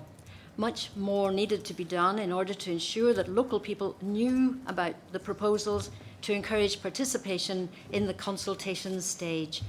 Indeed, residents who live on Limes Farm believed that there was no need to participate because they had been assured that they would not be affected. No housing development, they were told, this is factual, would take place on Limes Farm. A public meeting was held around 2.5 years ago was called by a local councillor. I will not name the individual, I think it wouldn't be appropriate. This meeting was held in the local Limes Farm Community Centre. While attendance figures do seem to be somewhat inflated, I think that there was quite a substantial number of people there. There was a good turnout. At this meeting, for which unfortunately no minutes can be found, those present asked questions, expressed concerns, and were told emphatically by the councillor that no more homes would be built on Limes Farm. So they had no need to worry, or indeed to lodge their objections, their opposition to such proposals. Therefore, the community took no action then, having believed the assertion, believing further that the person who made the assertion was doing so from a basis of sound information, fact. When the truth became evident sometime later, the plan process had moved on to the next stage, when submissions about soundness, legality, cooperation, compliance, etc. could be made. We had by then formed a residents' association, and we had become better informed about the plan's actual status. At a public meeting that we called, it was agreed by all present that we would submit our response and that we would record our dissatisfaction with the quality of communication and information sharing from and with the Council. I've mentioned the public meeting called and addressed by the local councillor. The level of awareness regarding the local plan was very low. That's an understatement. Flyers, leaflets, drop-in sessions, more of those. Multiple opportunities to participate should have been provided to the local and in the local community centre, not in a building somewhere in the area. It has to be a building that is accessible and fairly near. If not, Limes Farm residents would feel and have felt justified. They have the clear impression that the matter does not concern them. Therefore, they don't need to become involved. Much, much more should have been done to engage and to inform people of a matter which is of key importance to them, to their families, their lives, their futures. It's unacceptable. There has already been some discussion about the Christmas period issue. Councils are often accused of timing potentially controversial matters, including consultations, over holiday periods. This is an excellent example, I think. Admittedly, given my earlier comments, Limes Farm residents might still have been excluded from the process, but the timing was pretty diabolical, ironically. Council officers go on holiday, their representatives, council, they all go on holiday, and you'll be surprised to hear that people who live on Limes Farm also have a Christmas holiday. Some of those people go away. £20, this I'm now referring to the cost of the document, the local plan, the hard copy. £20 may not be a great deal to some Chigwell residents. Others, though, including quite a lot of the people where I live, sometimes find it difficult to juggle their money sufficiently so that they can pay their bills. Prioritising tends to focus on food, rent, energy bills, and, as you know, Epping Forest Food Bank use is increasing. It's going in the wrong way. Buying a copy of the local plan is not likely to be right at the top of many people's shopping list, especially if it costs £20. And this is another way to exclude those who are affected. And it's another way to shut them up. That is, if they knew about the local plan in the first place.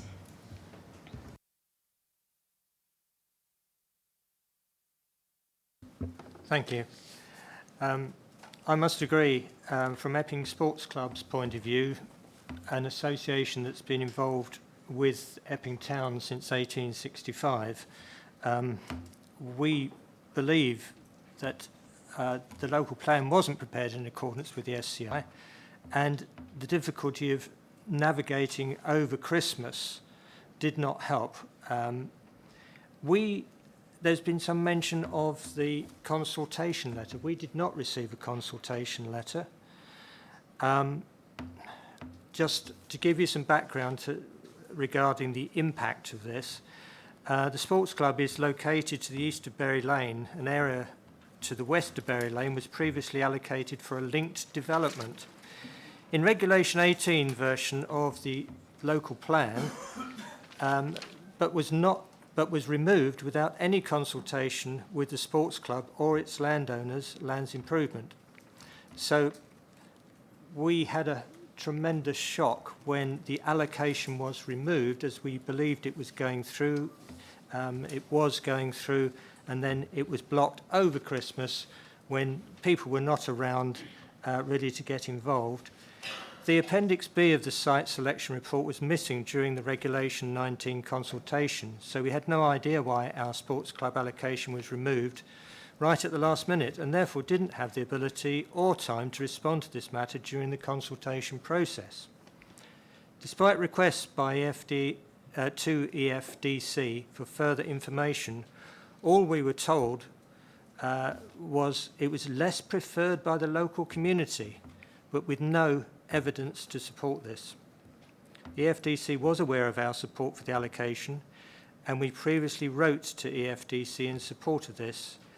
We tried to meet with... Sorry, Mr. Braids, I'm going to come on to... I've got a specific question later about the changes that occurred between the Regulation 18 and 19 and the sites and any communication with landowners. So I will come on to that specifically. But at the moment, I'm more interested in the sort of... You say you weren't notified. It's about whether people were notified rather than the changes that were made. Could you mentioned you didn't receive a letter.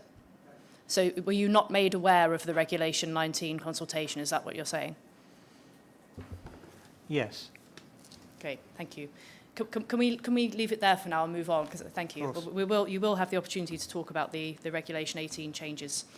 Okay, Mr. Bolton.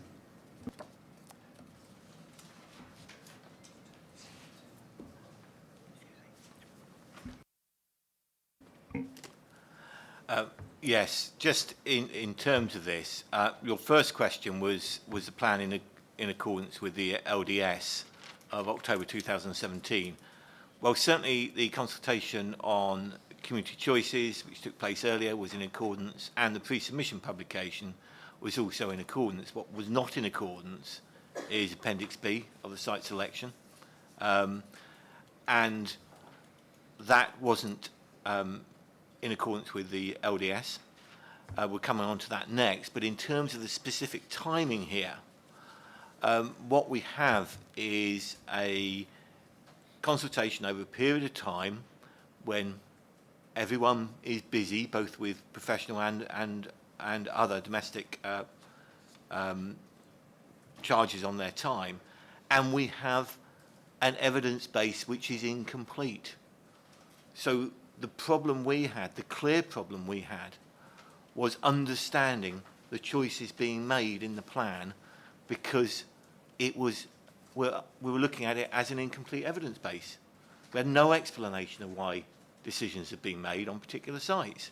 So yes, we were severely restrained, if you like, or constrained by both the consultation period, but also the lack of evidence meant we had difficulty trying to contact people to say, well, where is this? Because you just expect it to be there, and it's not there. So it did cause us a great deal of consternation at that time.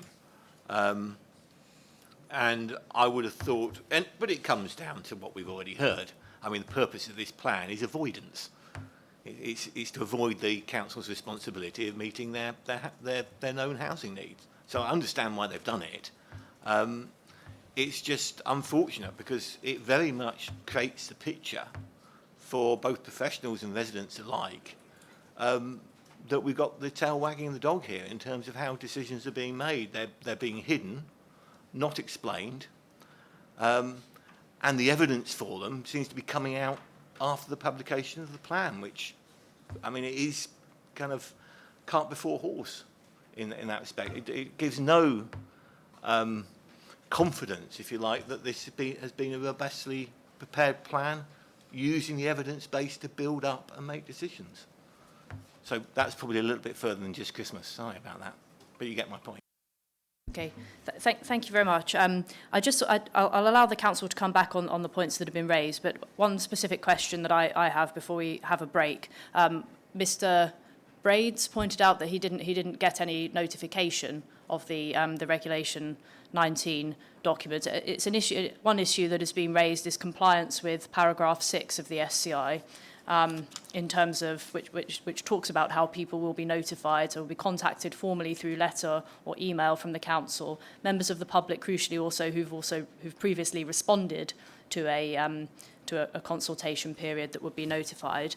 Now, I've read from your consultation statement, which is document EB 115, that those on the consultation database were notified directly, public notices were put in the local paper, and that the document was advertised on the website. So I appreciate the comments that are being made around the sort of adequacy of the consultation, but is it the case that the council has complied perhaps with the letter of its SCI, although there are obviously concerns around how that's been done? So I could just ask the council a question.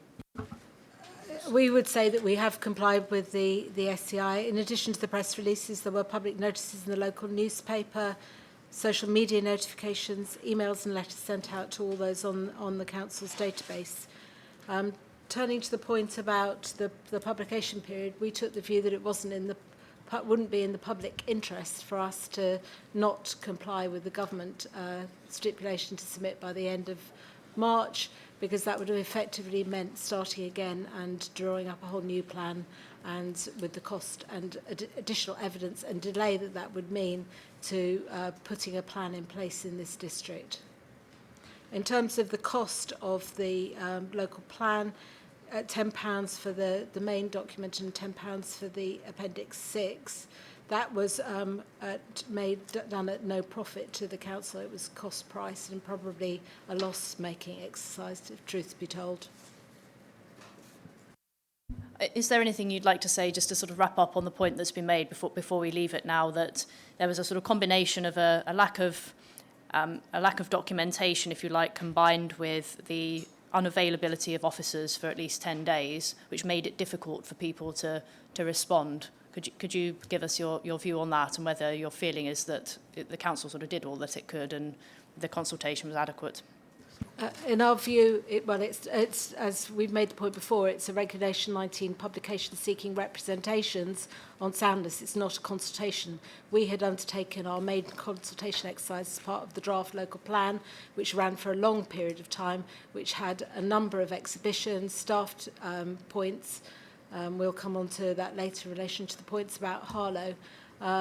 But that was a very big exercise, which also involved us delivering at that time a leaflet every door in the district, advising them of the local plan. So we saw the Reg 18 stage and the draft local plan as our consultation on what we were proposing to do, and the changes between Reg 18 and Reg 19 were minimised in order to ensure that we had taken fully on board resident stakeholders' views.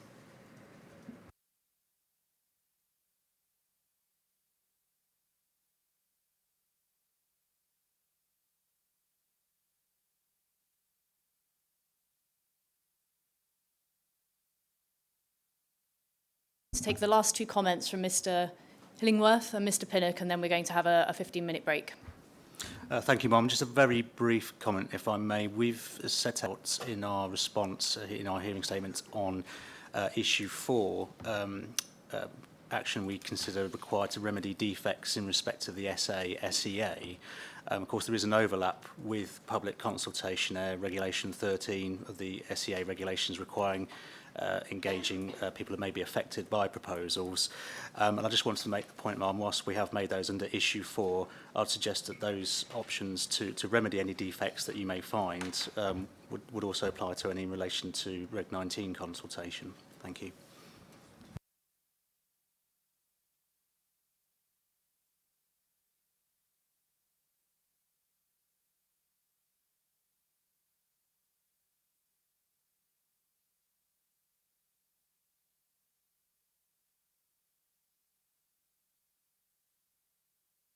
Thank you, Ma'am.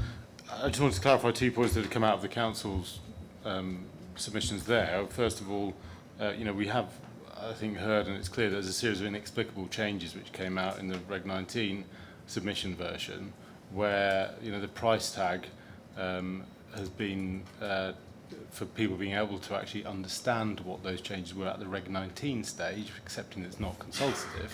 The price tag for the rush to submit has been that no one can actually understand what some of the changes are driven by, and that's why some of these issues are being raised now during examination time, which is exactly the process that is meant to be avoided, and is exactly why the CK Properties judgment emphasises quite how important it is that this process thoroughly examines the bit of the test which the council hasn't been able to evade, which is that it is the most appropriate strategy. So we're going to come on to whether it's the most appropriate strategy for MPPF 182 purposes, which still remains very thoroughly in play.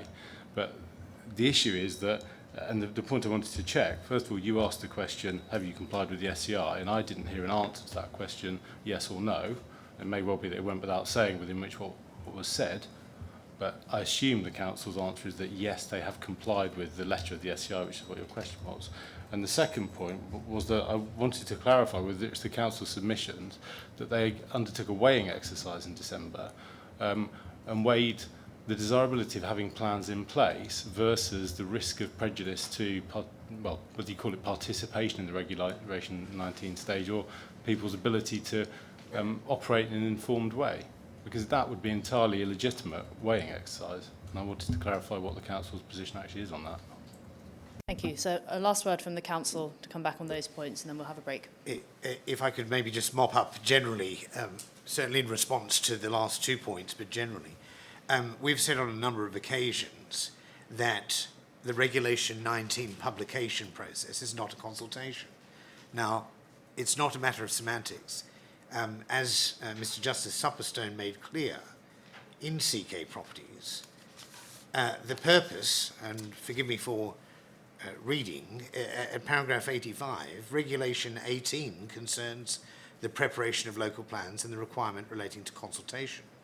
Regulation 19 and 20 are relevant to the examination stage of plan making, and Mr. Justice Stone agreed with the Council that Regulation 19 publication is not a consultation exercise, it is the mechanism by which interested persons are provided with an opportunity to make representations on the draft plan under Regulation 20 to enable them to participate in the process of independent examination. In the present case, the claimant, that's CK Properties, who made their case on behalf of many interested parties, it's fair to say, but in the present case, the claimant has made Regulation 20 representations, challenging the soundness and legal compliance of the draft plan that will be considered by the inspector appointed to examine the local plan. Accordingly, the unavailability of Appendix B will not cause any prejudice to the claimant.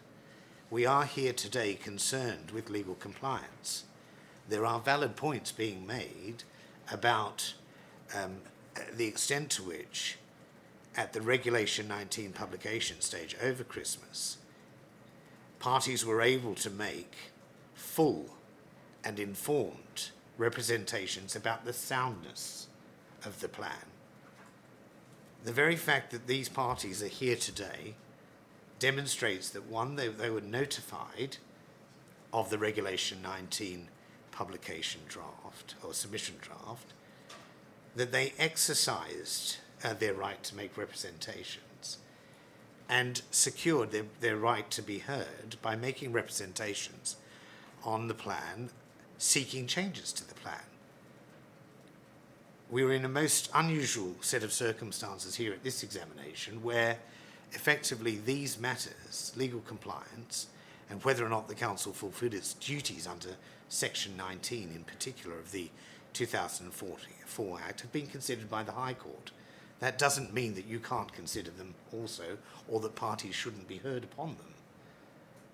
But it's fair to say that the Court has told us, as a matter of law, what Regulation 19 is meant to do, what its purpose is, and insofar as it's served that purpose, because we're all here today and discussing these matters, there cannot have been a breach of legal compliance in respect of the Regulation 19 publication stage. Insofar as any party may say that they feel I can remember somebody said they had feelings of consternation. No doubt. It must have been frustrating, I don't deny that. But insofar as anybody was substantially prejudiced, there is no evidence of that. And even if they were prejudiced insofar as they couldn't at that time make representations as to why the plan was not sound, then they are perfectly capable of making those representations here, insofar as they've made hearing statements that go beyond their Regulation 20 representations. They have not suffered prejudice, and insofar as they may yet to have made representations and still say that they want to say more, you have broad powers, madam. to enable them to do so if you think it's necessary for them to have further opportunity to make representations in the course of the examination process. One final matter about this council recognising the risk and taking the decision of taking advantage of the deadline to have this plan examined under the 2012 National Planning Policy Framework.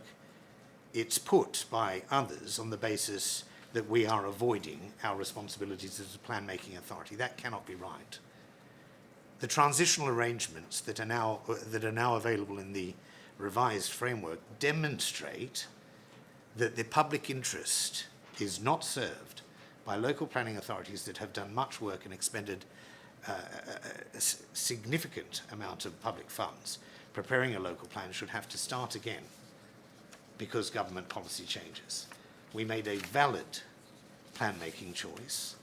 It's a valid plan-making choice that is available and encouraged by the Secretary of State's policies, and that is why we are examining this local plan. You're examining this local plan as against the framework of 2012 and not 2018. Thank you very much. Mr. Beard, we are going to stop there now, and we'll come on after a break to specifically to the findings of the CK Properties judgment. I should just preface that by saying that that the judgment obviously says a lot in there about unfairness and about compliance with the SCI. So when you address those matters in my next set of questions, you'll need to explain to me why the point you're raising hasn't been addressed by that judgment. Otherwise, I'm likely to stop you. Thank you. So we'll have a break. It's 11:35 by my watch, just after on there. So we'll come back at 11:50, please.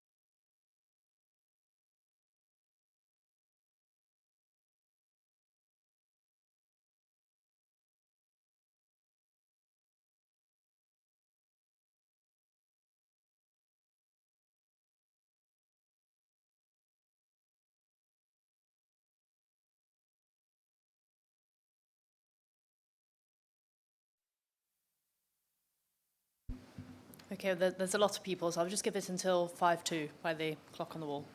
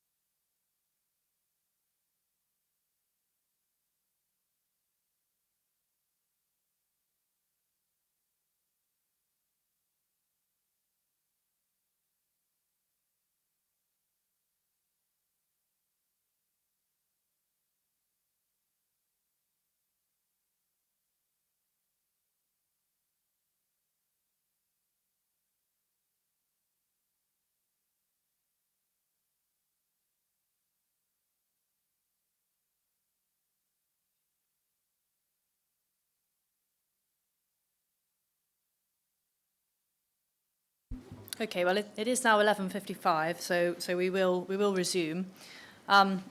So turning to the agenda, the issue that we're now going to discuss, the sort of overarching issues, whether consultation up until the Regulation 19 and the Regulation 19 process itself was adequate in relation to allocated sites. Now, the first 2 points I've put on my agenda I think we'll take together because I'm sure there'll be some overlap in terms of the points that people want to raise. So the first is the findings of the CK Properties judgment concerning the absence of Appendix B of the site selection report at Regulation 19 stage, and whether I can find non-compliance with the SCI or prejudice in light of it. And also whether legal compliance or fairness issues arise by virtue of the inclusion or exclusion of particular sites between the Regulation 18 and 19 versions of the plan. Just a little preface to that. The Council's explained in its statement that paragraph 79 of the CK Properties judgments, which I'm sure you're all familiar with, but it's in the document library, is EB 127. Now that paragraph 79 found compliance with the SCI, which requires supporting studies to be made available when finalised. That's paragraph 8 of the SCI.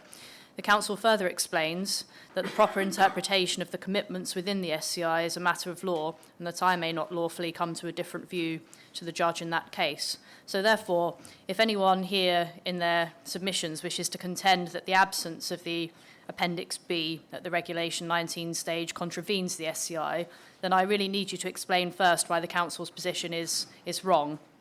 And similarly, if you intend to argue that prejudice has arisen as a result of the absence of this document in particular, you'll need to explain why the specific issue you raise is different to that addressed in the judgment. I think the key paragraphs there are probably 85 and 86 of the judgment.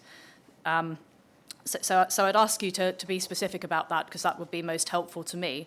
Now, I'm going to first just ask a couple of questions myself that I want to make sure I've covered, and then I'll open it to just allow people, I think, to make their comments initially.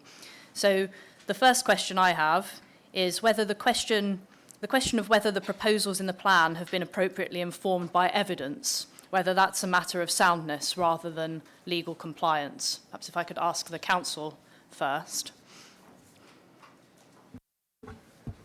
Madam, I think our position, well, I know our position is an emphatic that they go to the question of soundness. I think it might be helpful if I clarify the Council's position in respect of the hearing statement to which you've just referred, which is the extent to which you have jurisdiction, if that's the right word, to come to a different conclusion than that of the High Court, Mr. Justice Supperstone. By way of clarification, the statement in our hearing statement that you cannot lawfully come to a different conclusion refers to the High Court's interpretation of what our statement of community involvement says. So, in other words, the meaning of the words. The Court has decided that we lawfully made available Appendix B to the site selection report when it was finalised. So in that sense, we complied with the letter of the law, letter of the requirement in the SCI as the Court interpreted it. Our position, certainly as a matter of law, is that you can't come to a different interpretation. But insofar as there may be evidence before you concerning the extent to which we did not arguably comply with our own SCI, it may be open to you to come to a different conclusion than that of the judge. What I would say is that the way CK Properties put its case, and it's set out in the judgment, is that it put its case on a very broad basis. So in other words, not only did we not comply, so said CK Properties, with the letter of our statement of community involvement, but we didn't comply with the spirit of it, and that it was fundamentally unfair to have done what we did. Well, the judge disagreed with their case on that point. So that does not mean you don't have the jurisdiction to consider this matter yourself. But, as you've quite rightly indicated, if I may respectfully say so, there needs to be evidence that the judge did not consider for you lawfully to come to a different conclusion. And insofar as those who wish to participate on this matter, this point, it is incumbent upon them to explain to you, madam, what it is that the judge didn't take into account that should lead you to come to a different conclusion. I think that's the clarification point. The second point you mentioned about the requirements, if I can put it that way, the legal requirements as between Regulation 18 and Regulation 19 stage. It comes down to this, in a matter of, when we're considering legal compliance, the question to be asked is whether the council was under a duty to consult under Regulation 18 again before it published the local plan, before it approved and published the plan for the purposes of making representations. To find that the local planning authority in this case, or that the plan does not comply with a legal requirement, you would have to find that it was incumbent upon us as a matter of law to reconsult or consult upon the changes that were made to the Regulation 18 consultation draft that we now have, that has now been submitted. And our position is absolutely clear on that. There is no statutory requirement for us to do that.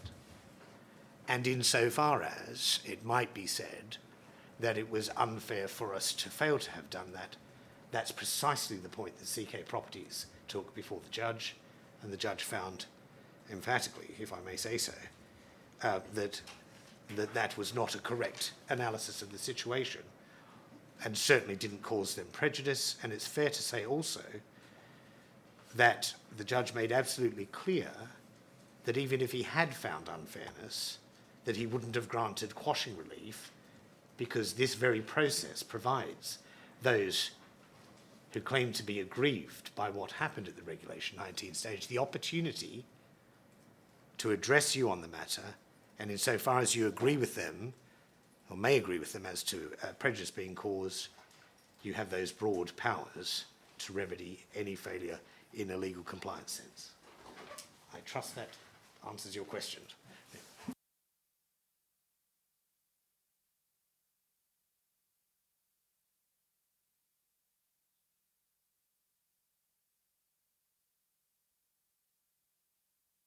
Thank you, Madam. We submit that there was a clear breach of the Statement of Community Involvement, and that's set out in paragraph 8 of our submissions. Mr. Beard relies upon paragraph 79 of the CK Properties judgment, and I simply make two submissions in response. First, you may come to a conclusion, which is that there was a breach of the SCI if the matters raised by the claimants in the CK Properties case and addressed by the judge in his judgment are the same as the argument raised by me today in paragraph 8 of the submissions. And I say they're not. And I say they're not for two reasons. You ought to have paragraph 79 in front of you. I'm sure you have it.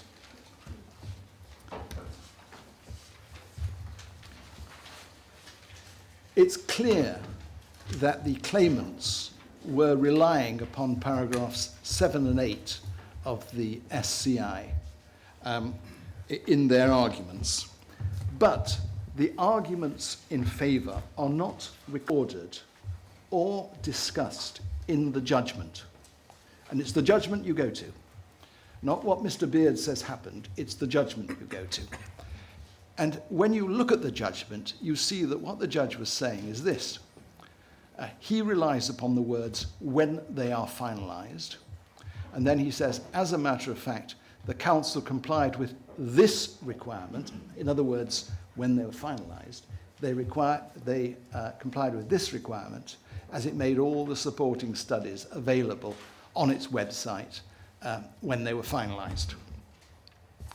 My argument is that so far as those paragraphs are concerned, it is that the authority should have rescheduled the period for making representations. Now, looking at the judgment, one cannot see that that argument was raised. Second point I make is this. I also rely upon paragraph 29 of the SCI, as you see from my submissions. Again, looking at the judgment, paragraph 29 does not appear to have been raised. This authority, the Town Council, was prejudiced in this case by its inability to understand the decision-making process or the justification for retaining Jessel Green in the face of widespread opposition and representations.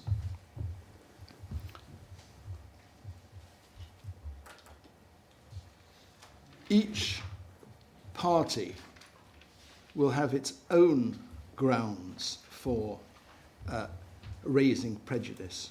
The fact that CK Properties were not able to demonstrate any prejudice before the judge does not mean automatically that no other party can establish prejudice. Each party's views have to be considered by themselves. Thank you. But before we leave you, Mr. Beard raised a similar point to you, that I would have to find that an additional Regulation 18 or it should have been rescheduled. Can you explain what the legal requirement for that would be? Is it a legal requirement to reschedule? Well, no, that all you're I'm talking saying about? is that in order to comply with the statement of community involvement, as I set out in my submissions, the sensible thing for the fair thing for the authority to have done would be to have rescheduled. That, of course, would have got over the Christmas period difficulty, and it would also have ensured that all those who were interested in this draft local plan were in a position properly to understand, specifically in respect of their own allocated sites, why they were in and why they weren't in.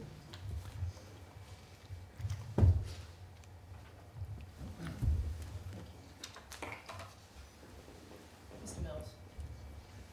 Sorry. Mr. Mills. Yeah, sorry. Thank you very much. I'm going to make a brief observation, if I may, in terms of what CK Properties was doing in relation to the stage of the process it was analysing. It's maybe an obvious point, Ma'am, but CK Properties was not rubber stamping the examination of this plan, and the judgment of Mr. Justice Supstone is clear how much reliance he places on the integrity of this process that we are doing now. He was dealing with a particular stage of the process, and paragraph 86 of his judgment makes clear the significance of your powers, Ma'am. And all I would say on behalf of the forum in relation to this point is that you yourself need to look very carefully at the submissions made before you. And his judgment did not say that's the end of any public participation. This is an important part of the process. And to look at those submissions in terms of the substance of them in order to avoid problems with the procedure. Thank you, ma'am. Mr. Alteris really spout out what I was going to say, so I will be really brief. I was going to raise paragraph 29 of the SCI, saying that at Regulation 19 stage, any representation should be based on why the document's unsound and the changes that are needed to make it sound, and that's paragraphs 3.8 and 3.9 of our statement. And just to say it's not possible to make these comments without having all of the documents that have informed the Regulation 19 version of the local plan available at that stage.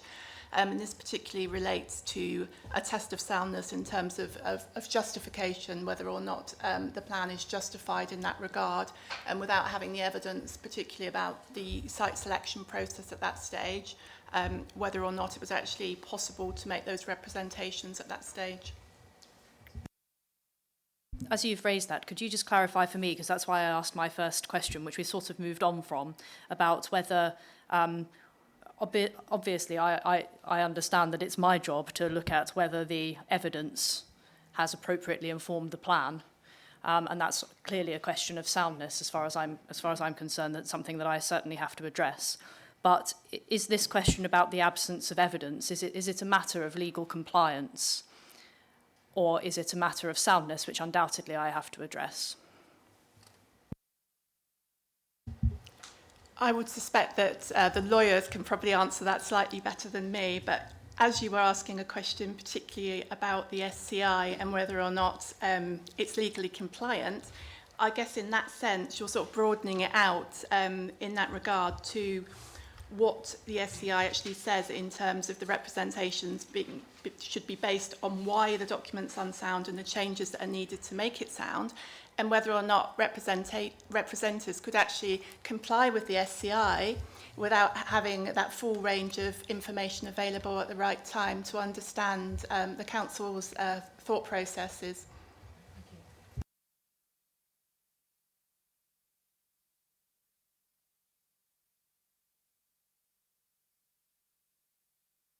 Thank you, Ma'am. I'd like to make two brief comments, one regarding the conflict with the SCI and one regarding your prejudice point.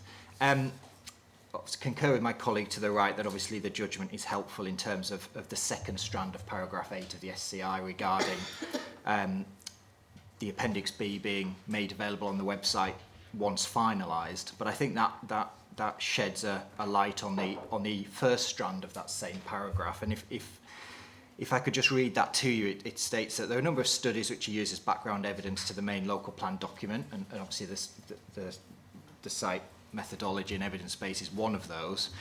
The studies are used, so I think are is important. It's not could be used or may be used. It's the studies are used to help guide the policies that are going to be in the final document. By final, I assume that's the Regulation 19. And perhaps identify options that are not feasible.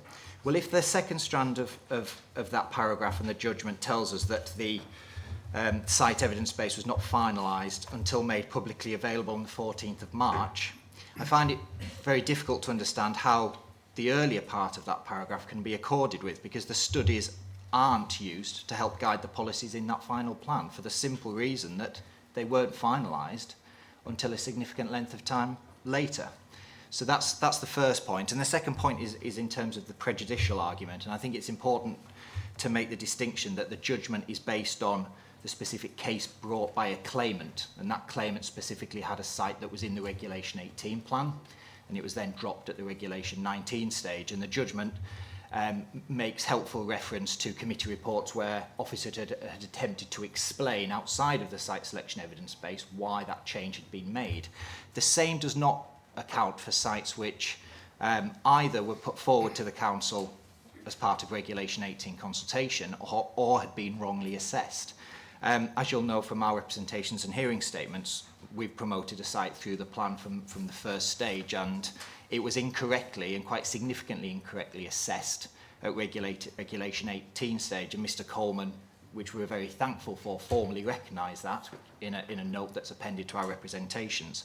So we were in a position whereby there was a recognised error within the assessment at Regulation 18 stage and absolutely no visibility to whether that error had been rectified or indeed repeated at Regulation 19 stage. So at no point in the local plan preparation process were we able to understand for the site that we had put forward to the council as part of their developer, landowner and promoter survey, whether it had been correctly assessed or taken into account. So that is a very different prejudicial point, that we were prejudiced both at Regulation 18 stage, for which the council have apologised for, which we accept, but at that point they'd committed to rectifying that error at Regulation 19 stage as part of a reassessment. we did not have the ability at Regulation 19 stage to know whether the council had done that or not. And that for us is a materially different point than the claimant point within the CK properties judgment. Thank you.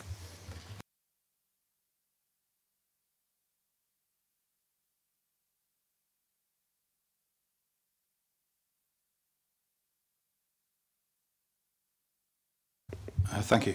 Just following on from the point that the first point that gentleman to my right just made about the timing of the evidence and what the SCI says in terms of it being an iterative process. Paragraphs 8, 12 and 14 cover this. The timing of the employment evidence is another issue where things were sequentially in the wrong order, that the sites and supply was looked at following the identification of need, the employment land review. The employment land review was published at the same time that the local plan was published itself in December 17. So it's difficult to see how decisions about the scale of need and the sites that were identified to facilitate that need, how that was undertaken in an iterative process as the SCI says that it will be undertaken.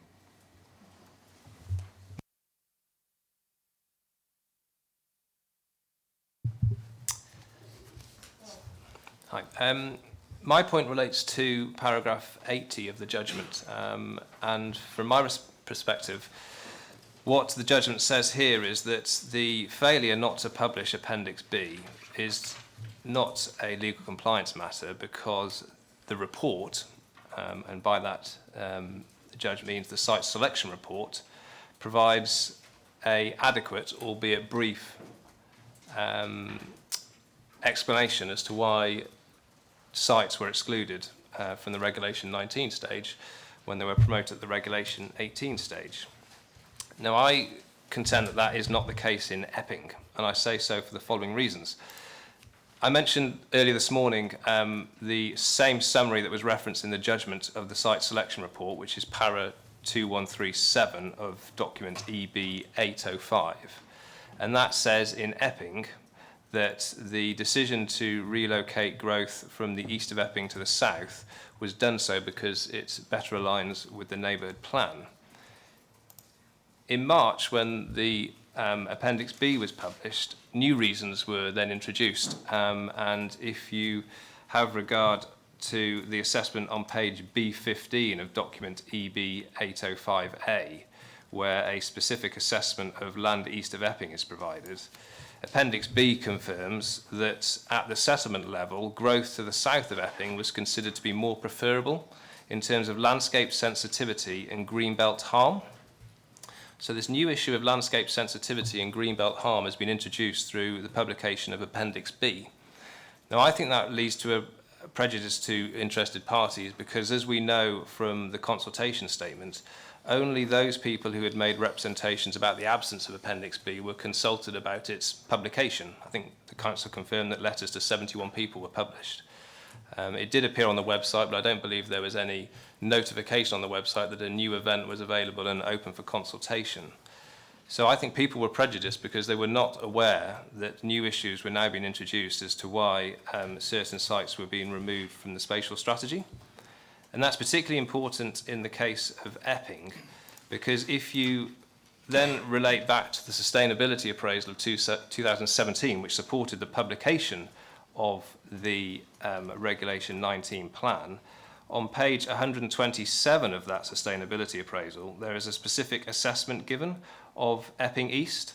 And I'll just read the first line of that judgment, which says, this strategic option, i.e. Epping East, is less harmful to the Greenbelt relative to other strategic options identified adjacent to Epping. This is evidenced by the Greenbelt Review Stage 2, which concluded that the loss of this area, comprising multiple parcels, would have a very low to moderate impact on the Greenbelt. So the Council's own evidence from 3 months earlier was saying that Epping East would have less impact on the Greenbelt. Yet they were now introducing this new region of Greater Greenbelt through the late publication of Appendix B. And I think people's ability to note that key change in the evidence base and comment upon it was prejudiced. Madam, I will not repeat anything that's contained in our written submissions, and I do not wish to repeat some of the submissions that have already been made to you this morning, other than to say I endorse much of what has been said already. I would agree, particularly with Mr. Alteras, that you should not read too much into the CK Properties case. Certainly, as it affects my clients, it is a factually diametrically opposite case, because we are people who wish to retain land within the Greenbelt, which is completely the opposite to the CK Properties case. Mr. Alteras is correct as well. It was fought on very narrow grounds, and therefore the guidance that you can derive from that is limited to those narrow grounds. Our situation, and we maintain that we have been substantially prejudiced, is a simple one. We have never been consulted with regards to the deletion of the two sites that we're concerned with from the Greenbelt. So it's not even a question of whether this is a triumph of form over substance. There has been no consultation, and Mr. Beard very helpfully has said today, and it's said in the Council's response to this hearing, that the Regulation 19 process is not a consultation process. It's looking at soundness and legal compliance. The situation that we had is that when the Regulation 18 local plan was published, there was no mention of the two sites that we're concerned with. They were, to all intents and purposes, to remain as they have always been in the Green Belt. So we were never consulted at all.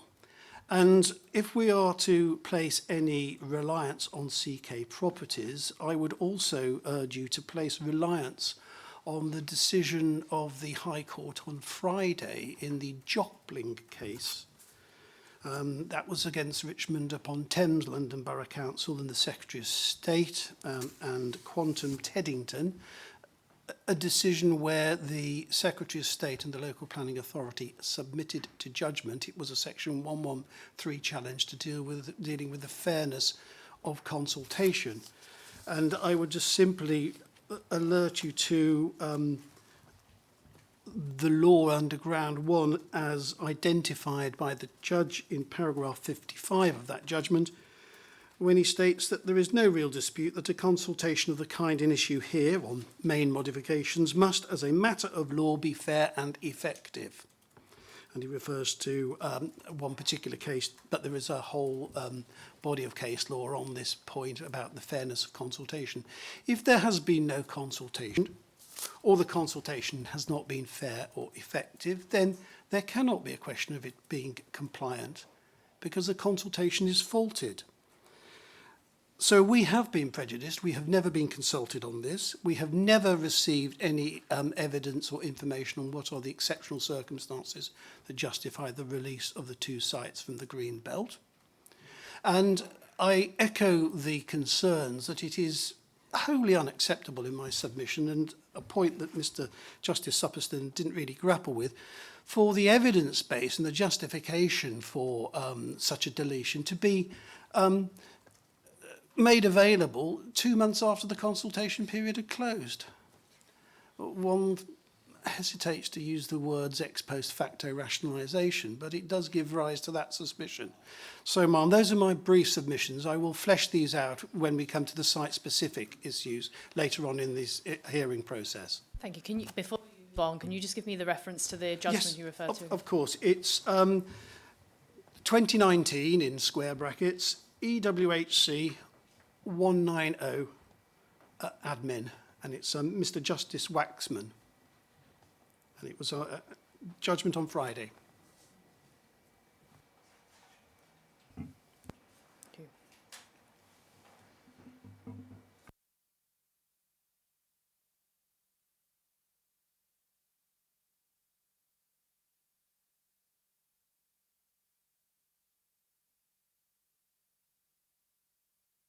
Yes, thank you, Madam. Yes, our concern on behalf of Meridian Hill is that on the Regulation 18 site selection process, there were serious inaccuracies in how our site was described.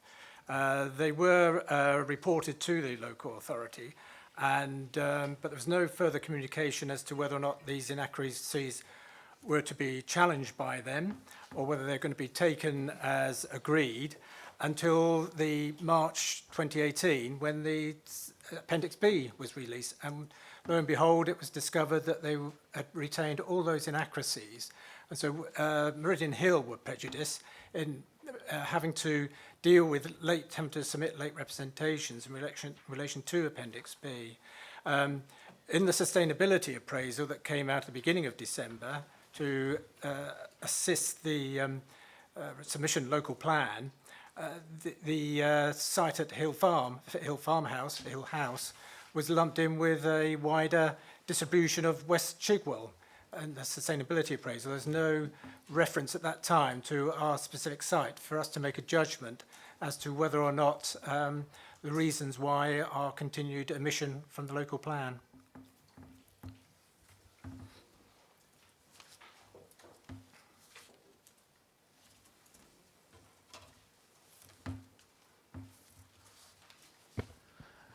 Thank you, Ma'am. Roland Bolton. There seems to be a recurring theme emerging around this table in terms of the prejudice that has been caused by the action. And I concur that it is up to you to consider both the legal consequences and indeed the implications for the soundness of the plan.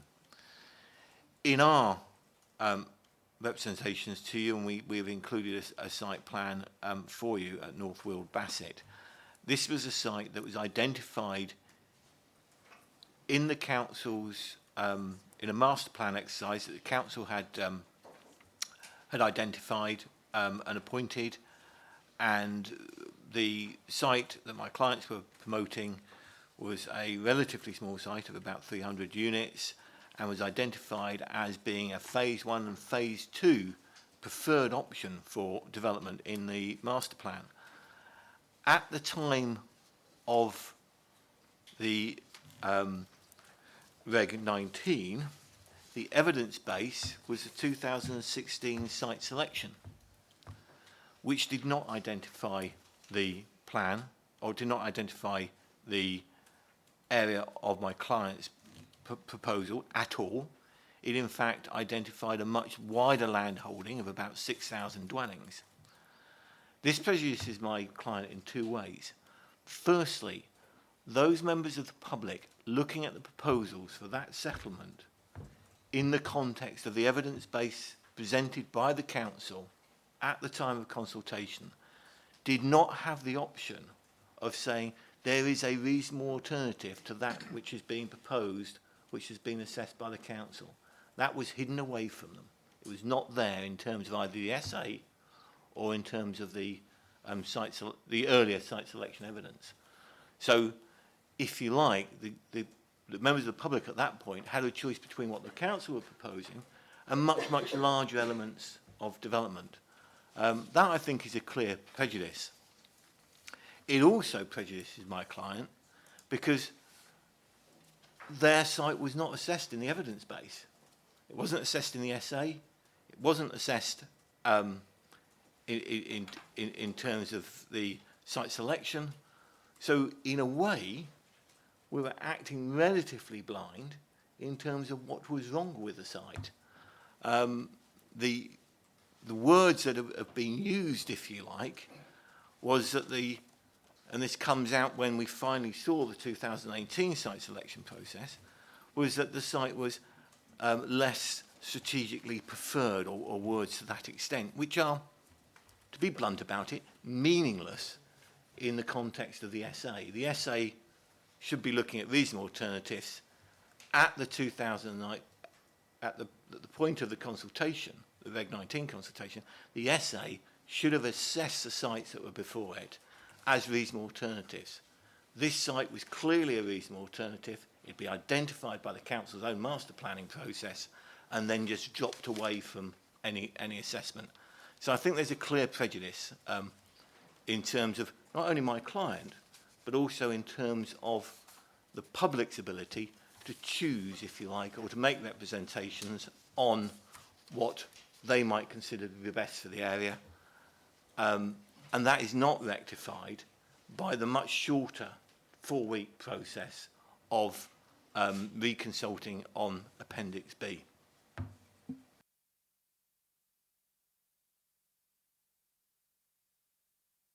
And then I know a couple of other boards have gone up. We don't put any more up for now. I'll take what's up and then we'll come back. I've got a few questions of what's come up from council before we end up with too many points. Thank you. My point follows on both from Mr. Richards and Mr. Ricks, in that one of the concerns I've got, and it was a matter raised, I think, by Mr. Belton over there, was to do with the quality of the assessment work in terms of that being a fallback position if adequate information wasn't on the website. So it's trying to go to this case that we're discussing. So the site that I've been involved in, we raised issues with the council that there were factual inaccuracies. So this isn't a case of subjective judgments or assessments. These are just matters of fact. So one example, the site can't be accessed. The site has full rights of access, 5.5 metre carriageway, 1.8 metre footway and lighting. But the site was ruled out. We raised this with Mrs. Blom-Cooper in writing and were told we've used our process. We weren't apologised to in the same way that Mr. Richards was, even though there was an error. My client was concerned that the process wasn't fair because you've surely got to look at sites on an accurate basis. If you then rule them out, that's another matter. And so as a result, I appeared at council, asked a question at council. And it goes to what Mr. Mills and Mr. Bolton were saying earlier about this positively prepared, where I was basically told that there wasn't time to go back and reassess sites. And that concerns me in respect of the case that we're currently discussing, debating, because if the evidence base underpinning site selection already, 3 people round the table have said that their sites weren't accurately assessed, if that isn't accurate, then what I think it was Mr. Belton was saying about the judgment can't apply, because you can't fall back on an inaccurate evidence base.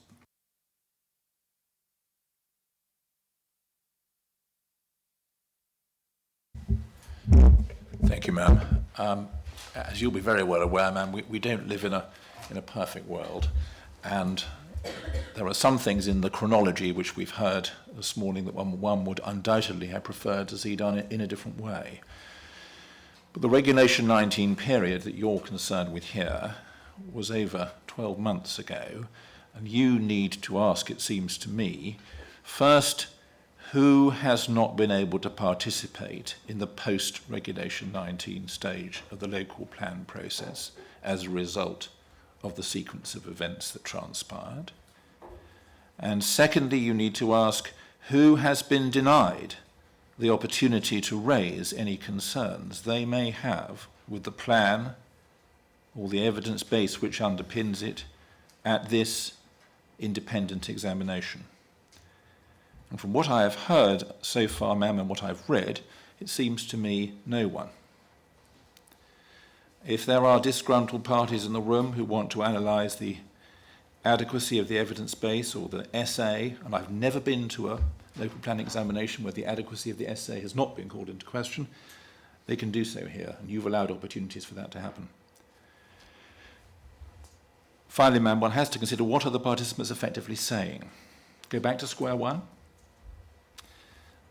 There are acute housing needs which need to be met in Epping Forest, and they will not be met if we are unduly distracted now by a sequence of events which has already been considered at length by the High Court and the Court of Appeal in 2018, leading to judgments which found that the Council had acted lawfully.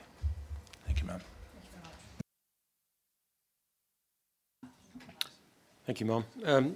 Just to put this in context, the changes between the Reg 18 and Reg 19 stage, if I can say that we've been working on this site for 10 years and engaging with the council for 10 years to get to this day, the day that we're sitting around this table. And we've engaged at every stage of looking at the evidence base, responding to all of the consultations that the council undertook in good faith. The site that I act for was allocated at Regulation 18 stage, and post that stage we were invited to a developers forum. Again, the council were very proactive and very positive in their engagement, and we had absolutely no idea that there would come a day where they would publish for the Regulation 19 plan for submission, where our site would be taken out. So the impact in terms of fairness on my client over that period, I think, was quite significant. Now, as we've heard, Appendix B wasn't published and so forth. We made representations as to why our site was omitted, and then the council undertook another consultation, as you're aware, which we weren't aware of. Now, the council, I raised this with the council once I found out about it, and they said they did email us, and we could find no evidence of an email being received. So we were prejudiced because we feel that the additional consultation that the council did to try and remedy the situation with Appendix B was very limited, and in our case, for whatever reason, and we can't find any evidence either way, it failed. So we weren't then able to make submissions on the Appendix B in the March 2018 when it was published. So that is why we felt like our position had been prejudiced in that process because of the failure of the reconsultation, really, to actually address the situation which the council had found themselves in.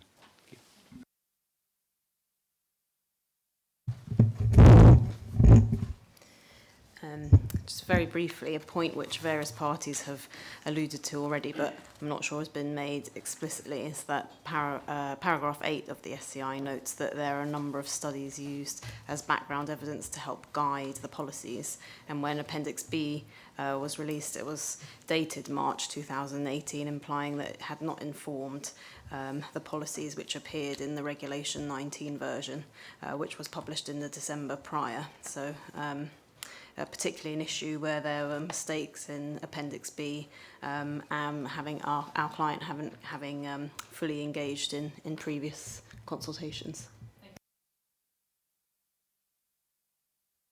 Thank you, Bob. I mean, it's just a quick one. I'm reminded that the Sports Forum, whose position is set out in an appendix to our hearing statement, were not able to attend today. Because they didn't respond within the Regulation 19 window. And they've corresponded, as I understand it, explaining why that is the case, why that is a result of the way that the rush to issue the Regulation 19 occurred, and they're not here today. So it's not entirely victimless. Okay, so thank you for all those points around the table. I think there are a few things that are coming up consistently, so I'd just like the council to address. And the first point, perhaps, is the point that was made, I think, by the gentleman on this side of, at the back there, about some new sites that were put in to the Regulation 19 version, about which there hadn't been any previous consultation. I can have, just bear with me on some.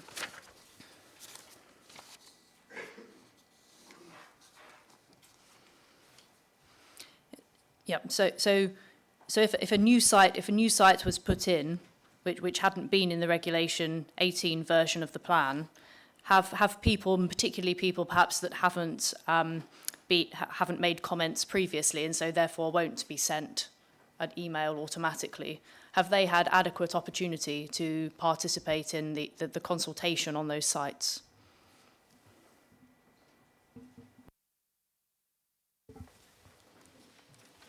I think it's important, if I may, by way of preparatory comment, ensure that we consider participation in this process as a whole. So in other words, as the council, at the first stage where the council is consulting on the proposals,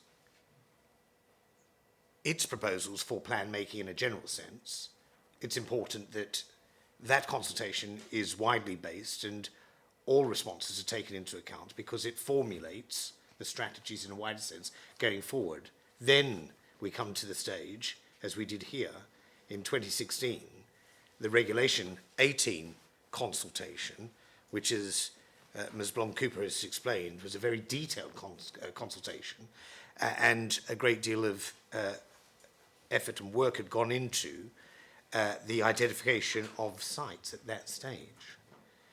Now, insofar as sites were or were not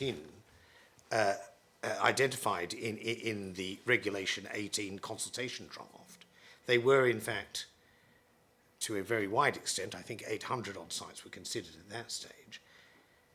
It's true to say that in response or following receipt of responses of Regulation 18 representations, consultation responses, the Council carried out further work, site selection work, and that produced the site selection report and latterly Appendix B in March of last year.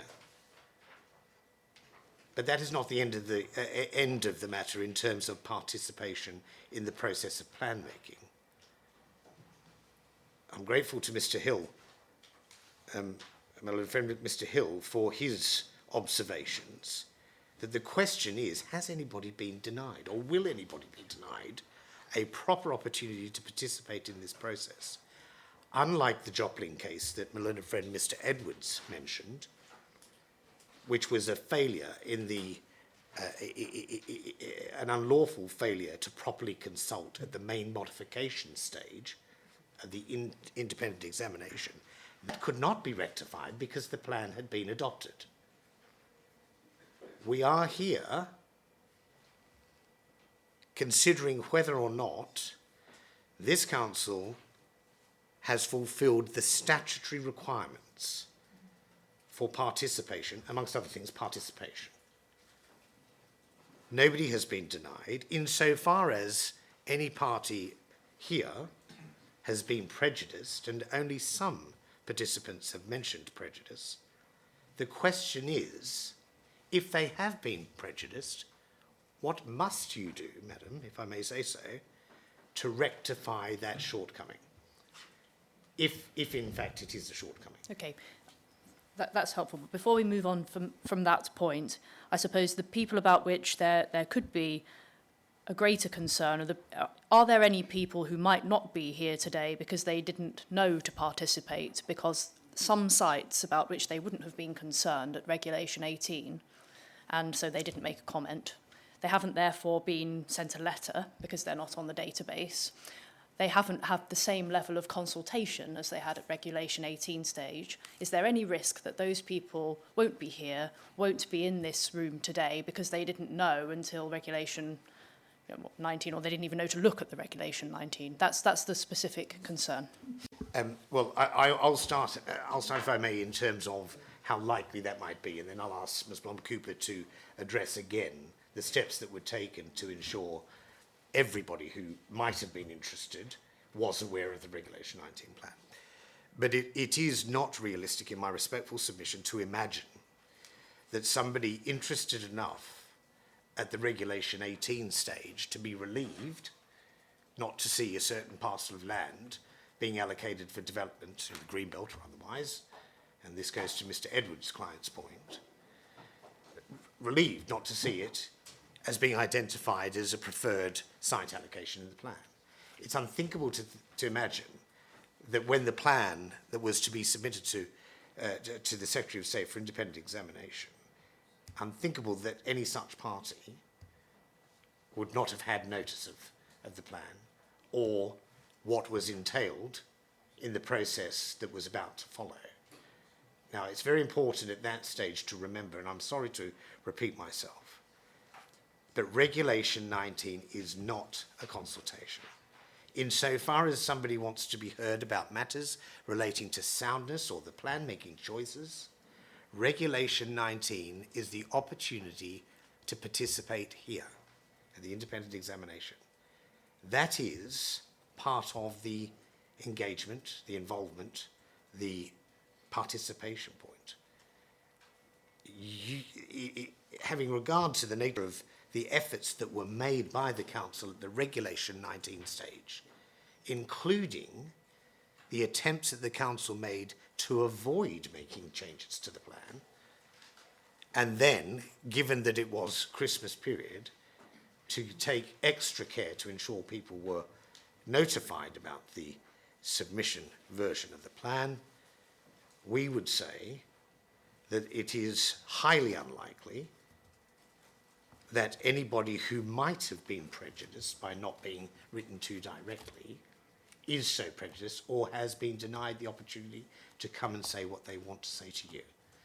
I wonder if I might just ask for some indulgence to ask Mrs. Blom-Cooper to deal with the specific factual points about who may or may not have been contacted at that stage. So after the Regulation 18 consultation, we contacted all those who had, for want of a better expression, emission sites, and we held one-to-one individual meetings with all of those parties who wished to partake of that process. As a result of that, obviously that was new information that was fed into the Regulation 19 plan and was part of the site selection process that we undertook following the Regulation 18.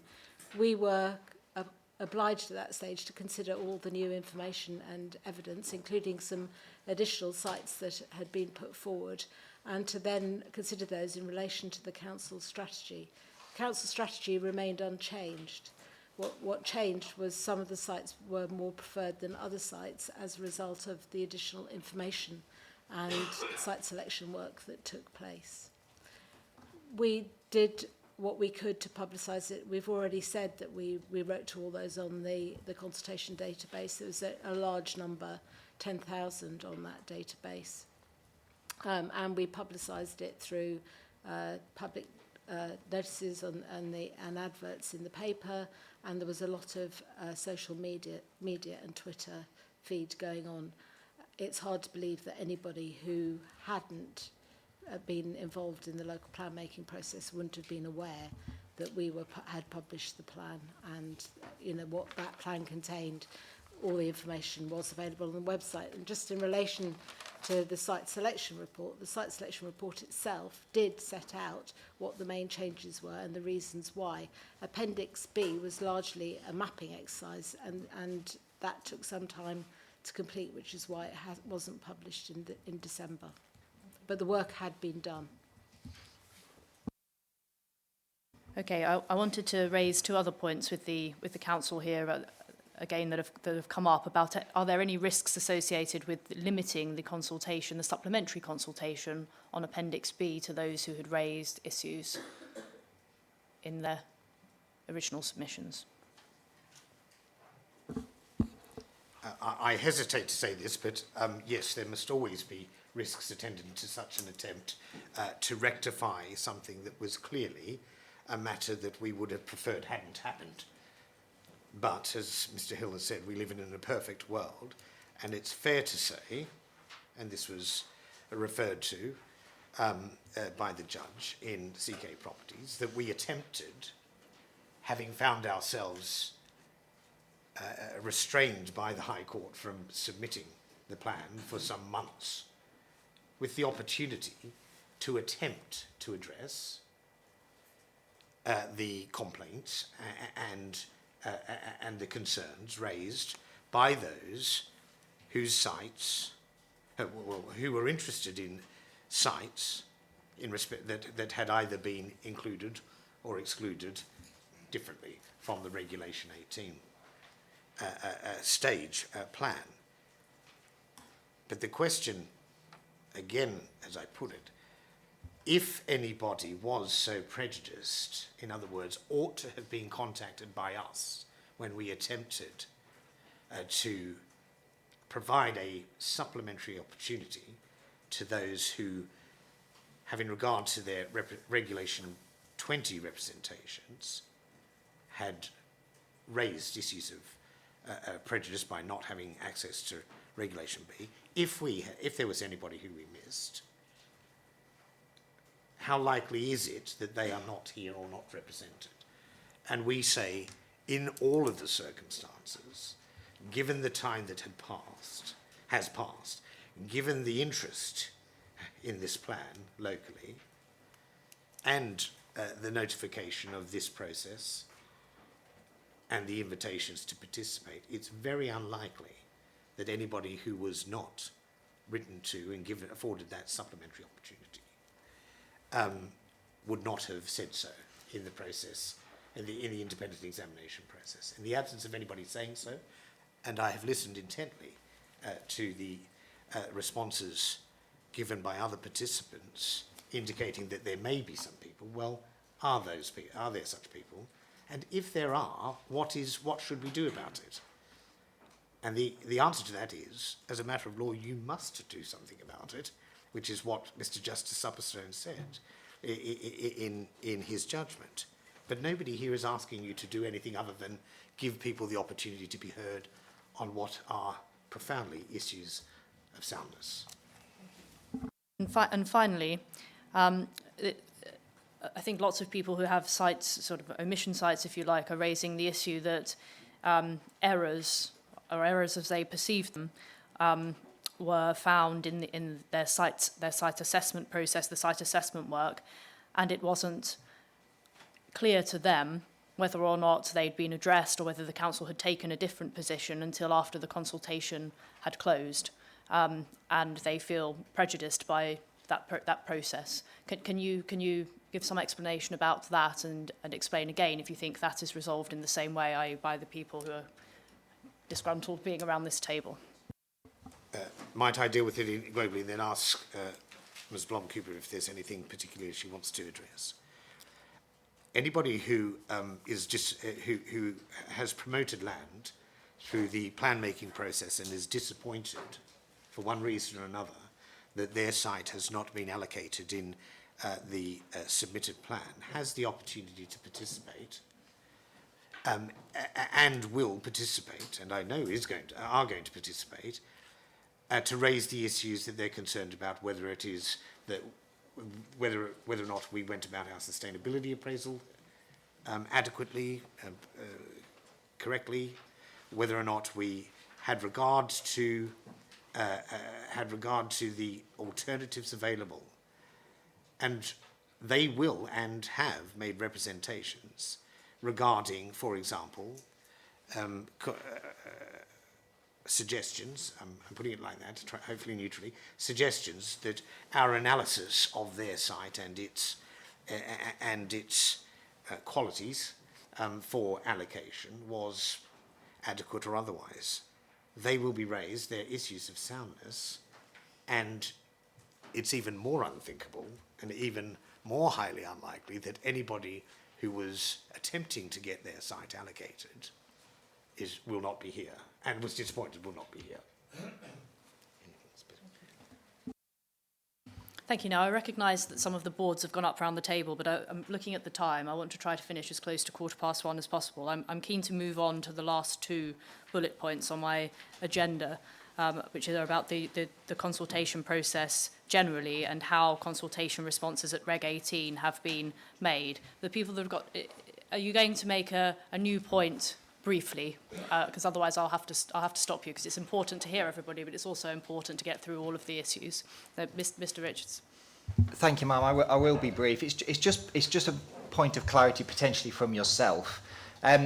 Mr. Beard is obviously legally saying Regulation 19 is not consultation period. It's an opportunity to appear at the examination, and that people who didn't have an ability during the Reg 19 to make representations on Appendix B now have the ability to appear here. My query on that really is how far is that true for site-specific details on omission sites? Because it's quite common at examinations that the inspector will quite rightly not want to go into detail of omission sites. So it was a query to yourself really as to how realistic is that position?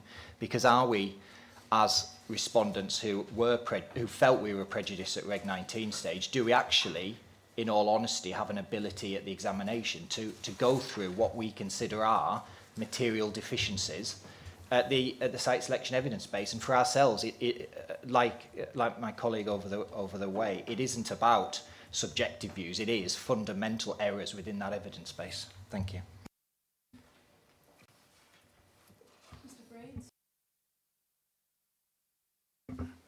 As you probably realise, I'm not used to this environment, so I'm going to ask for your understanding and whether this is the right time and place to speak about this particular issue. No doubt you'll cut me if not.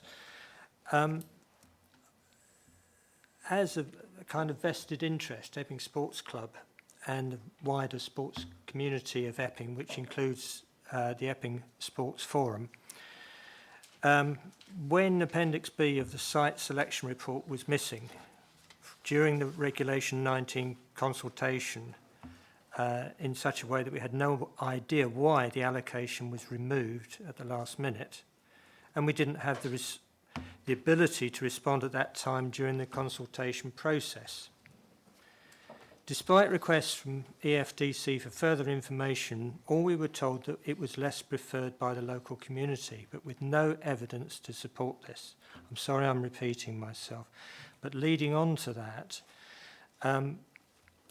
we understand that there was an organisation by the name of 4G Global who were due to consult and we are aware that none of the 11 sports clubs that are in the Epping area, including ourselves, were consulted over the process.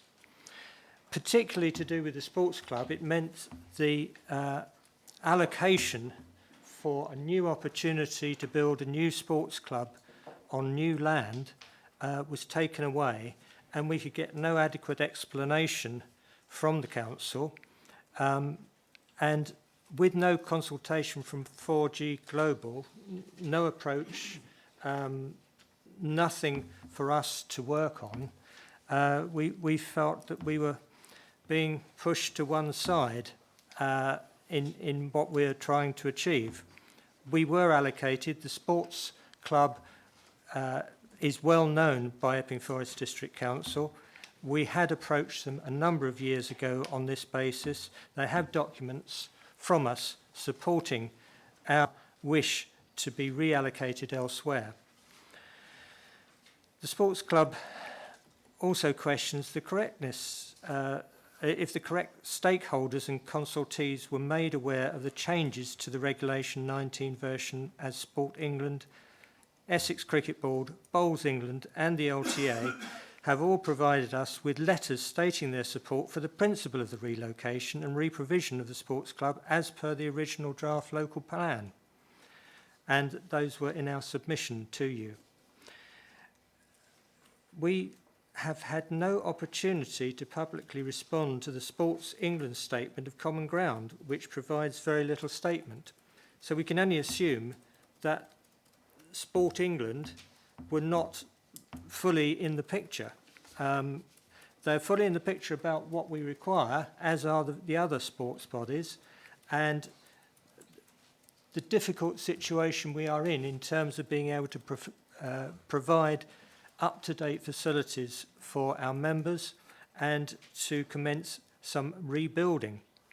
Our site is too small. We are in great difficulty in terms of membership numbers, but we couldn't really take very many more because where we are right now, in line with other sports clubs, is that we have an opportunity to cater for the large increase in the number of houses and people living within them and to be able to provide them with sport.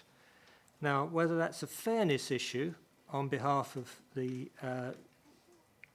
Epping Forest District Council or whether it is a legal compliance matter, I don't know. That's not for me to even decide. But what I do know is that despite numerous attempts to speak to the District Council in terms of our ward councillors who have made clear, we have made clear our position, but they have declined to meet us.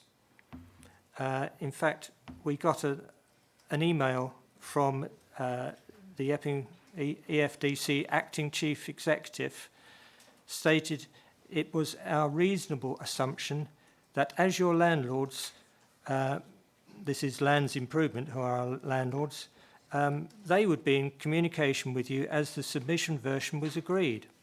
Well, the truth of the matter is, if every tenant in Epping was reliant upon the landowners, it seemed an absurd situation. We were not contacted. We had no communication about this. Things passed through without being able to be viewed or given a position from us. And this really goes to what is important to the town of Epping, the district council, and sport generally. Sadly, as we've already heard, Epping Sports Forum haven't been able to speak at this meeting. 11 of its members, including us, are all in more or less the same situation. Our only difference is that we had an allocation originally which was removed over a Christmas period when it was very difficult to get information. Thank you. It's just a brief point, Mum, because the question you raised, just referring to the, under this issue heading, referring to the Council's response to legal compliance statement, they answer your question 3A, where you say, how have the consultation responses made during the preparation of the plan informed the submitted versions? Obviously, your concern, rightly so, if I may say so, is about participation and ensuring that the plan is positively prepared and does all the things that the NPPF expects of it. And then the answer to B has the inclusion and the exclusion of specific sites only at the Regulation 19 stage denied some interested parties this opportunity. Obviously, it's the opportunity to inform the nature of the evolving plan. And the answer that comes back there in paragraph 24 is that the Reg 19 publication has allowed parties the opportunity for meaningful engagement. And then that's in the context of, Reg 19 is not consultative. Reg 19, you can come and shout and scream and then say what you like, subject to the point that's been made by Mr. Richards about emission sites, which is that fundamentally Reg 19 is not a consultative process, which I accept, nor is this a consultative process.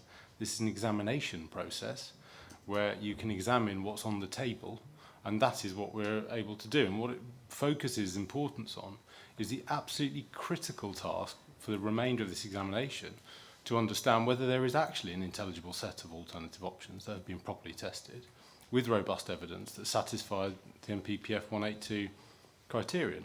And we've made clear in submissions, and we'll get there obviously, but in all of this, if we're to keep hearing that Reg 19 is not consultative, then you run a real risk, don't you, if you don't consult people properly, if you don't do what the NPPF wants and positively prepare your plan by asking people about what the best sites are, what the best opportunities are, you run a risk that you smash yourselves on the rock of not being the most appropriate strategy and having a totally defective evidence base for that, which we'll hear about later.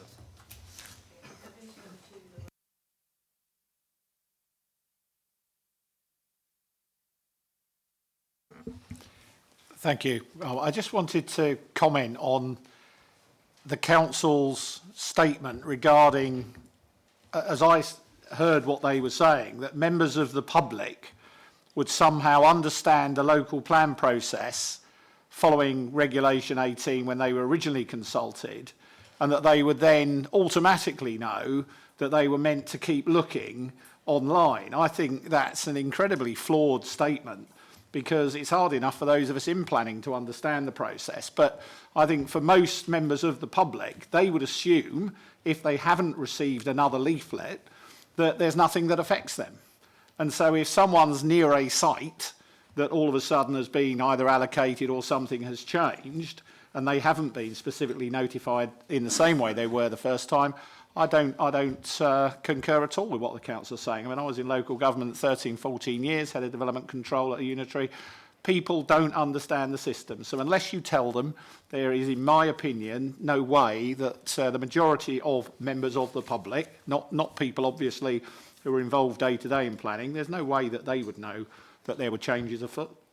So I think, personally, they should have leaflet dropped again the same way they did on the first line of consultation. Okay, thank you, Mr. Collins. I am going to ask, that leads me quite nicely to the question that I just wanted to ask, which was the penultimate point on my list, which is whether interested parties, residents in particular, have been adequately consulted about sites likely to affect them. And that's my sort of, I want to ask about Harlow specifically, but as a general question following on from Mr. Collins' point, is the council satisfied that general members of the public will have known, particularly if sites are likely to be allocated adjacent to them? Was anything specific done to alert those people? I mean, I understand that there was an all households letter sent early on, but essentially, is it sort of reasonable to expect general members of the public to keep up to date throughout the process?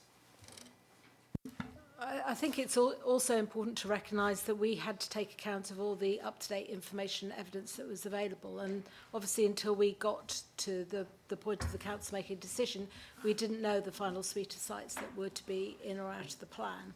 There were minimal changes made between the two plans because we were conscious of that. Attempts, as we've explained already, were made to make sure that everybody was aware. It's true to say that the consultation or the publication period and the information available wasn't at the same level as was for the Regulation 18, but that was for a reason. The extensive consultation was undertaken with residents of the Regulation 18 stage, and in particular in relation to Harlow residents, we went out of our way to ensure that Harlow residents were also aware of what was being proposed around Harlow at that stage by having an exhibition in the Latin Bush Centre within Harlow district itself. The sites around Harlow haven't changed between the draft Regulation 18 stage and the submission version of the local plan. So there's nothing to suggest that they were prejudiced by any changes between those two. It's also true to say the site selection process, and we will no doubt talk about this in much more detail at the Matter 5 session, went through a very comprehensive process of taking and assessing all the sites and taking account of all the information and evidence. In relation to the sports issue specifically, we commissioned For Global to carry out a number of studies as a result of representations that were made at the Reg 18 stage, and in particular from Sport England themselves. I think Mr. Coleman can supplement that as well. Thank you, Madam. Just to supplement what Ms. Blom-Cooper's already said, the measures that the Council went to publicise the Regulation 19 publication are set out in detail in our consultation statement, as you'll already be aware, particularly paragraph 4.3, this is EB 115, explains that press releases were issued to local media as well to raise attention of what was happening. Public notices were published, social media notifications, etc. And also the council publicised the council meeting in December of 2017 to make sure that as many people as possible were aware of what was being considered by the council by way of agreeing the Regulation 19 plan. Thank you. Are you able to just say a little bit more about any engagements with Harlow? It was a letter, I'm sure you read from the Harlow Alliance, which were saying in view of the scale of development taking place.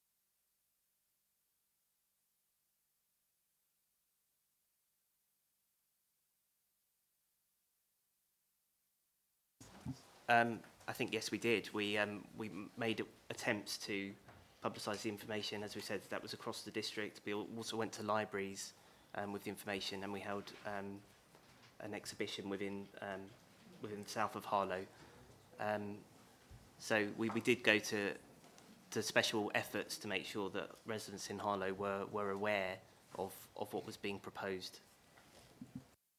Can I just add that one of the strategic sites, the Latin Priory site, is actually within North Weald Bassett parish, and we had a staffed exhibition at North Weald Bassett during the Regulation 18 consultation.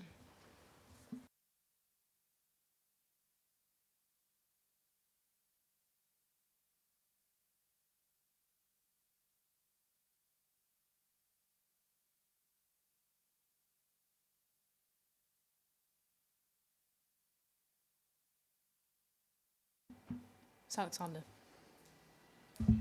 Is it okay just to go back to the consultation point, because it is one that's important to my client in particular? Really, how the responses have been taken into account, particularly with regard to the Jessel Green allocation, and the role of the Regulation 22 consultation statement. And Regulation 22 sets out that this statement must explain how the representations have been taken into account. And I've struggled, we have struggled to actually find that explanation about how the comments have been taken into account. There's a reference at para 3.18 of the Regulation 22 statement that says all comments that were received from the range of stakeholders were taken into account in the preparation of the submission plan. But this doesn't actually explain how the representations have been taken into account. It just states that they have. So we're struggling to see how the council has actually considered the comments made. And in the case particularly of Jessel Green, there have been a vast number of comments opposing that loss of open space. There's been a petition of, I think the final number went up to 5579. So we don't have that clarity about how that's been taken into account. There's also important comments from, for example, the Conservatives of Epping Forest, who've raised specific concerns the loss of Jessel Green would place considerable pressure on Epping Forest. But as I say, it's that how that we're struggling with. Thank you. Well, that's useful to me as well, because that's the last question on my list. So we'll deal with that now, and then I'll take any final points around the table. So the last question on the agenda is whether consultation responses at the Reg 18 stage and earlier stages, particularly concerning open space, community facilities and business growth, have meaningfully informed the submitted plan. Now, obviously, I've read the council statements, and it seems clear to me that those involved in the preparation of the plan were certainly aware of the views of interested parties. But I was wondering, in light of what Ms Alexander said, perhaps the council could just offer some explanation of how the responses were used in a meaningful way to shape the plan, alongside perhaps, for example, the rest of the evidence base or the need to meet requirements for development. And you can use the Jessel Green as an example. That would be helpful. Thank you. The full details of the consultation undertaken were reported in a full report which went to Cabinet, the draft local plan consultation report, and that picked out and identified the top 10 issues that needed to be addressed. One of those was a lot of concern about managed open space and the proposed site allocations in the draft local plan. As you will see in the submission version of the local plan, the Jessel Green allocation was actually reduced. And the quantum of development proposed on that site was reduced, and the quantum of open space to be retained was increased from 25% to about 50%. So we very much did take into account the comments and views that were expressed by residents in changing the proposed allocations. We also undertook a full review of employment opportunities at that stage to make sure that we had identified the employment needs and where sites should be allocated for employment within the district. And we did further work on our infrastructure delivery plan to ensure that there was an appropriate level of sports and community facilities provided to meet the needs of existing and future residents. At the same time, to maintain the view that's been expressed throughout the whole of the consultation process, right from the 2010 community visioning exercise through, which is a very important. Protection of the Greenbelt was the #1 issue for the residents of this district. So the changes, some of the changes that have been made to the submission version of the local plan has sought to try and take advantage as far as we can of previously developed land and sites within settlements, and that has accounted for some of the changes that have been made. Some new sites came forward to allow us to do that.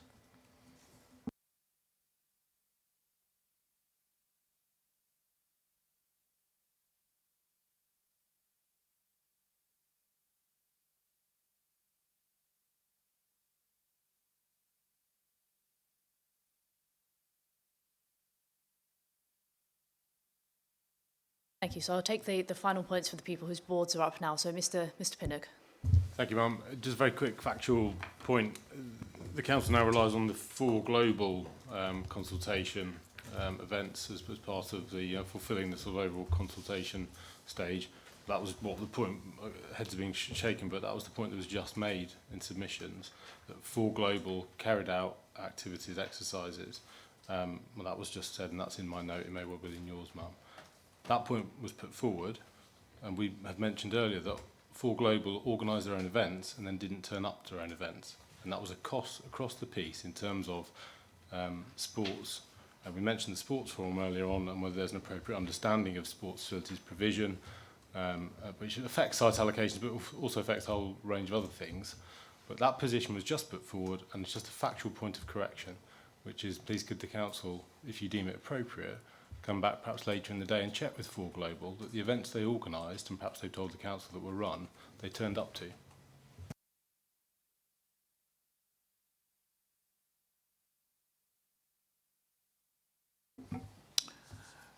Thank you. I think when we're looking at this scale and we're looking at the evidence base and the response to consultations, or the consultation exercise, it's really important that those responses are taken on board and are dealt with thoroughly. In our case, I've already highlighted that there's a site that was identified as a preferred direction of growth in terms of the master plan, and then fell off, if you like, the assessment. Those points were made thoroughly and explicitly at the regulation 18 stage and had no impact. They were just simply not taken into account. If you look at what the evidence base at the Reg 19 stage was, it didn't even include these sites, which were identified as, if you like, the appropriate way to develop North Weald Basset. That is an astounding lack of acknowledgement of the public consultation process. Our client has been consistently involved, if you like, in the plan-making process here. I mean, between December 2017 and May 2018, they wrote 6 letters to the council pointing out the faults, if you like, in the evidence base and the lack, if you like, of Appendix B. So there's it's not that people have been sitting back and trying to catch the council out at the last minute on this. They've been consistently putting these issues before the council, and met effectively with a brick wall or very little explanation about how decisions have been made. We'll see when we go in and look at the sustainability appraisal this afternoon. We'll go through the actual process with that site, and it comes down to, if you like, one meeting in a back room somewhere where we have no minutes of, where a decision seems to have been made. And that cannot be the way forward. In effect, it's a bastardization of the process. It's meant to be open. It's meant to be the most appropriate strategy. And by excluding things or not taking them into account or ruling them out on spurious grounds, effectively is doing the whole system a disservice. And I take the point that Mr. Hill makes, which is, well, you don't want to be altering things now because it might hold up delivery. This plan is meant to last a number of years. It will make decisions about greenbelt boundaries, not just immediate greenbelt boundaries, but if it's doing what it should do, it should be looking at safeguarded land, what's needed next time around. Now, if you do that, if that is done incorrectly, the little bit of gain you might get by having a few sites come forward a year or two early is offset tremendously, and I would say completely, by the fact that you're not planning properly to meet need. So I think there's a real issue there. And in terms of rectification, there are ways to rectify this. And we've seen this with other plans. It's open to the inspector to consider this. One point of rectification would be to republish the SA, clearly identifying the reasonable alternatives, setting out clearly why the decisions have been made, and explain the choice of site selection. That is something fully within your remit to ask the council to go and revisit. And I would suggest at this stage, looking at the evidence before you, that is something you must be giving serious consideration to now. And the importance of this is because we're dealing with a constraint-based plan.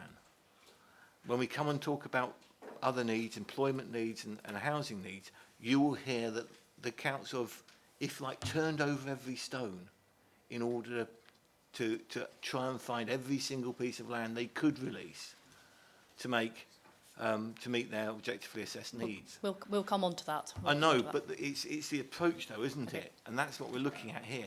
If your response to consultation is to ignore them and not to deal with it, problems with your evidence base, you're really not turning over every stone to find capacity. Thank you. Thanks, Mr. Bolton. I'm not going to take any more after Miss Alexander. You thank bored you. up at the last minute, but very brief. I point, will please. be really brief. I do consider it a little bit disingenuous of the council to say they've responded to the consultation responses on Jessel Green by reducing the amount of it to be allocated. I don't think that's a response to those comments made. Respondents were asking for Jessel Green to be removed as an allocation, not reduced.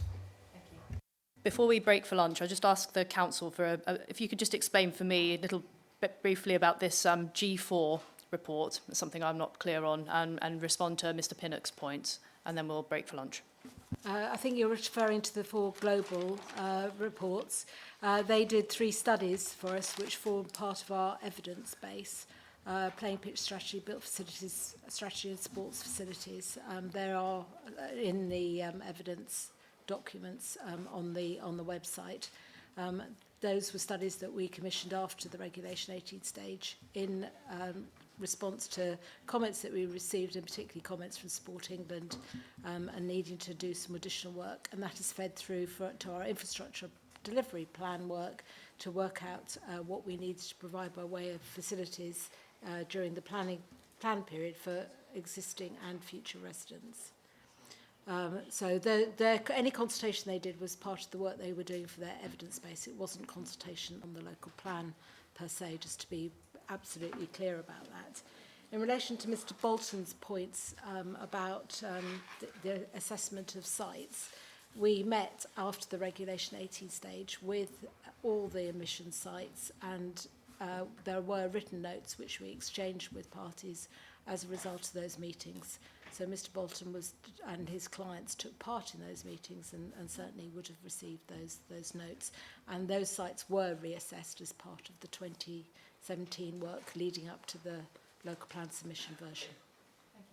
Could you just, do you have any comments to make about the, Mr. Pinnock suggested that the 4 global organisers didn't turn up to their own consultation events. Are you able to comment on that? I have no details of that before me. As I say, they were evidence-based studies. Any work they did in terms of consultation was to feed into their evidence. It wasn't part of the local plan consultation.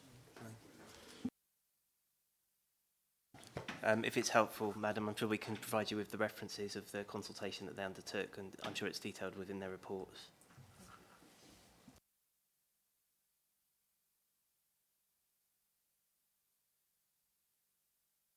Okay, thank you everybody for your inputs this morning. We will leave it now. It's a bit later than I wanted, but there are a lot of you here, so hopefully you'll appreciate that.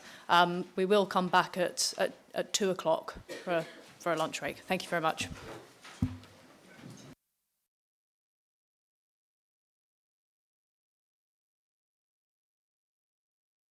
Is there a general feeling need a little bit longer than 2 o'clock? 1:15. Fine.